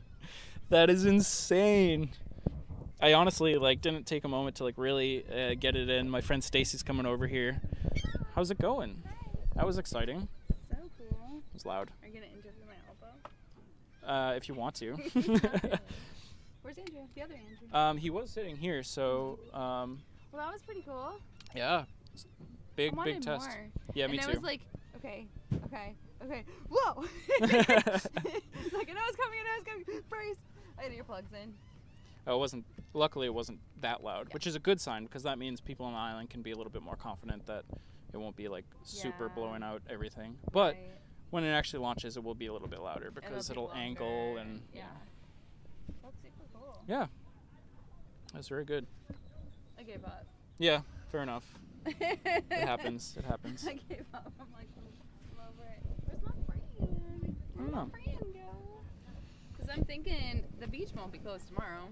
Not if well, there's a chance that they might take some time to make sure that everything is copacetic in the area, but Yeah. I think they'll be open after 8 tonight. Should be. Yeah, because Yeah, I'm like, so. I'm thinking about just heading back. Yeah. So I think that there's a chance that they could extend the closure just to make sure everything's safe, but you'll have to keep an eye on it. I think that actually the closure will probably not be on 6. You think? Today, you think? Yes. Yeah. It very well could be. It looks like there's no fires or anything, so No, I mean all I gotta do is detank the thing. yeah. Yeah. You know, I mean maybe there's debris out in the road that need to sweep up some concrete. Ooh, true. Yeah. You know. True. So how did your broadcast go? You think pretty good? Yeah. Very good. We hit a couple of big milestones here, and a lot of support in chat and some good video footage. So. That's Okay, well, listen, I brought you a souvenir. Oh wow. This is a piece of Starship 11. 11. Oh wow. Thank you so much. That is awesome. What? Really? You're a lucky winner, kid. Oh, thank you. Oh, I just keep your camera. Oh, you're fine. I picked up about That's so light. Appreciate that. I picked up about 700 of those. You said 11. Really? Okay. Yeah, because 11 landed. There's a big chunk that landed on the north side in the salt flats, and because it was in the water, I don't know if you remember that. Yeah. There was big nose cones sitting out there Yeah. for months between March 30th and finally in July when they started cleaning it up. They went out there and cleaned it all up, and I come along later, and they had done a piss poor job of cleaning it up. They had left stuff all over the place. Wow. But the heat tile, the stuff floats. Right. So light. So it had got blown over to this little island of brush, and it was in a flotsam line. So it's like picking blueberries. Wow. Oh my gosh. That's incredible. How's it going? Hey, you got a beautiful crowd. Wow. Hey guys. Ooh, big dogs. So you do like replays? Is this gonna be a video I can see? Yeah. So the whole stream will be available to watch, but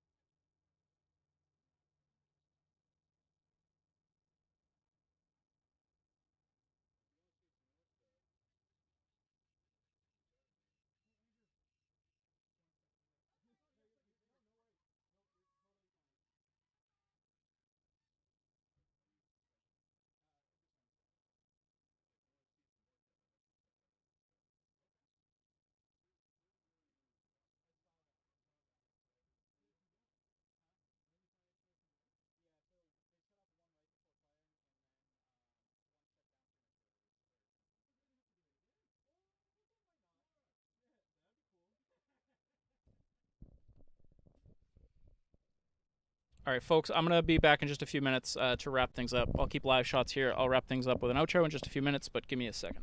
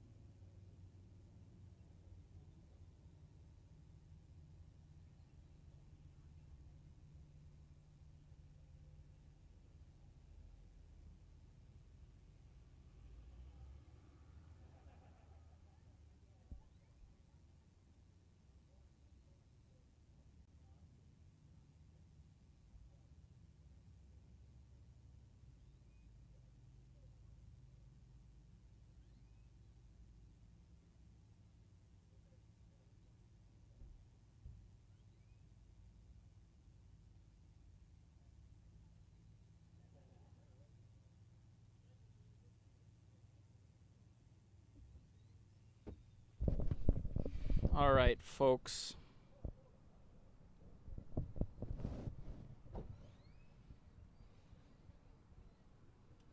Let's do an outro for you. Can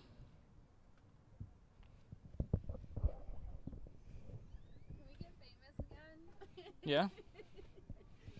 Hi, we're here down at Falcon Heavy Beach. Well, not really. See, I've already failed. I'm going to do an outro for the cams. So let's see.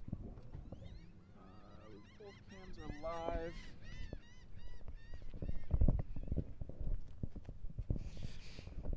All right, folks, it's going to take us a little bit of time to kind of break down our equipment here, so I'll still bring live views of Starbase here for just a few more minutes.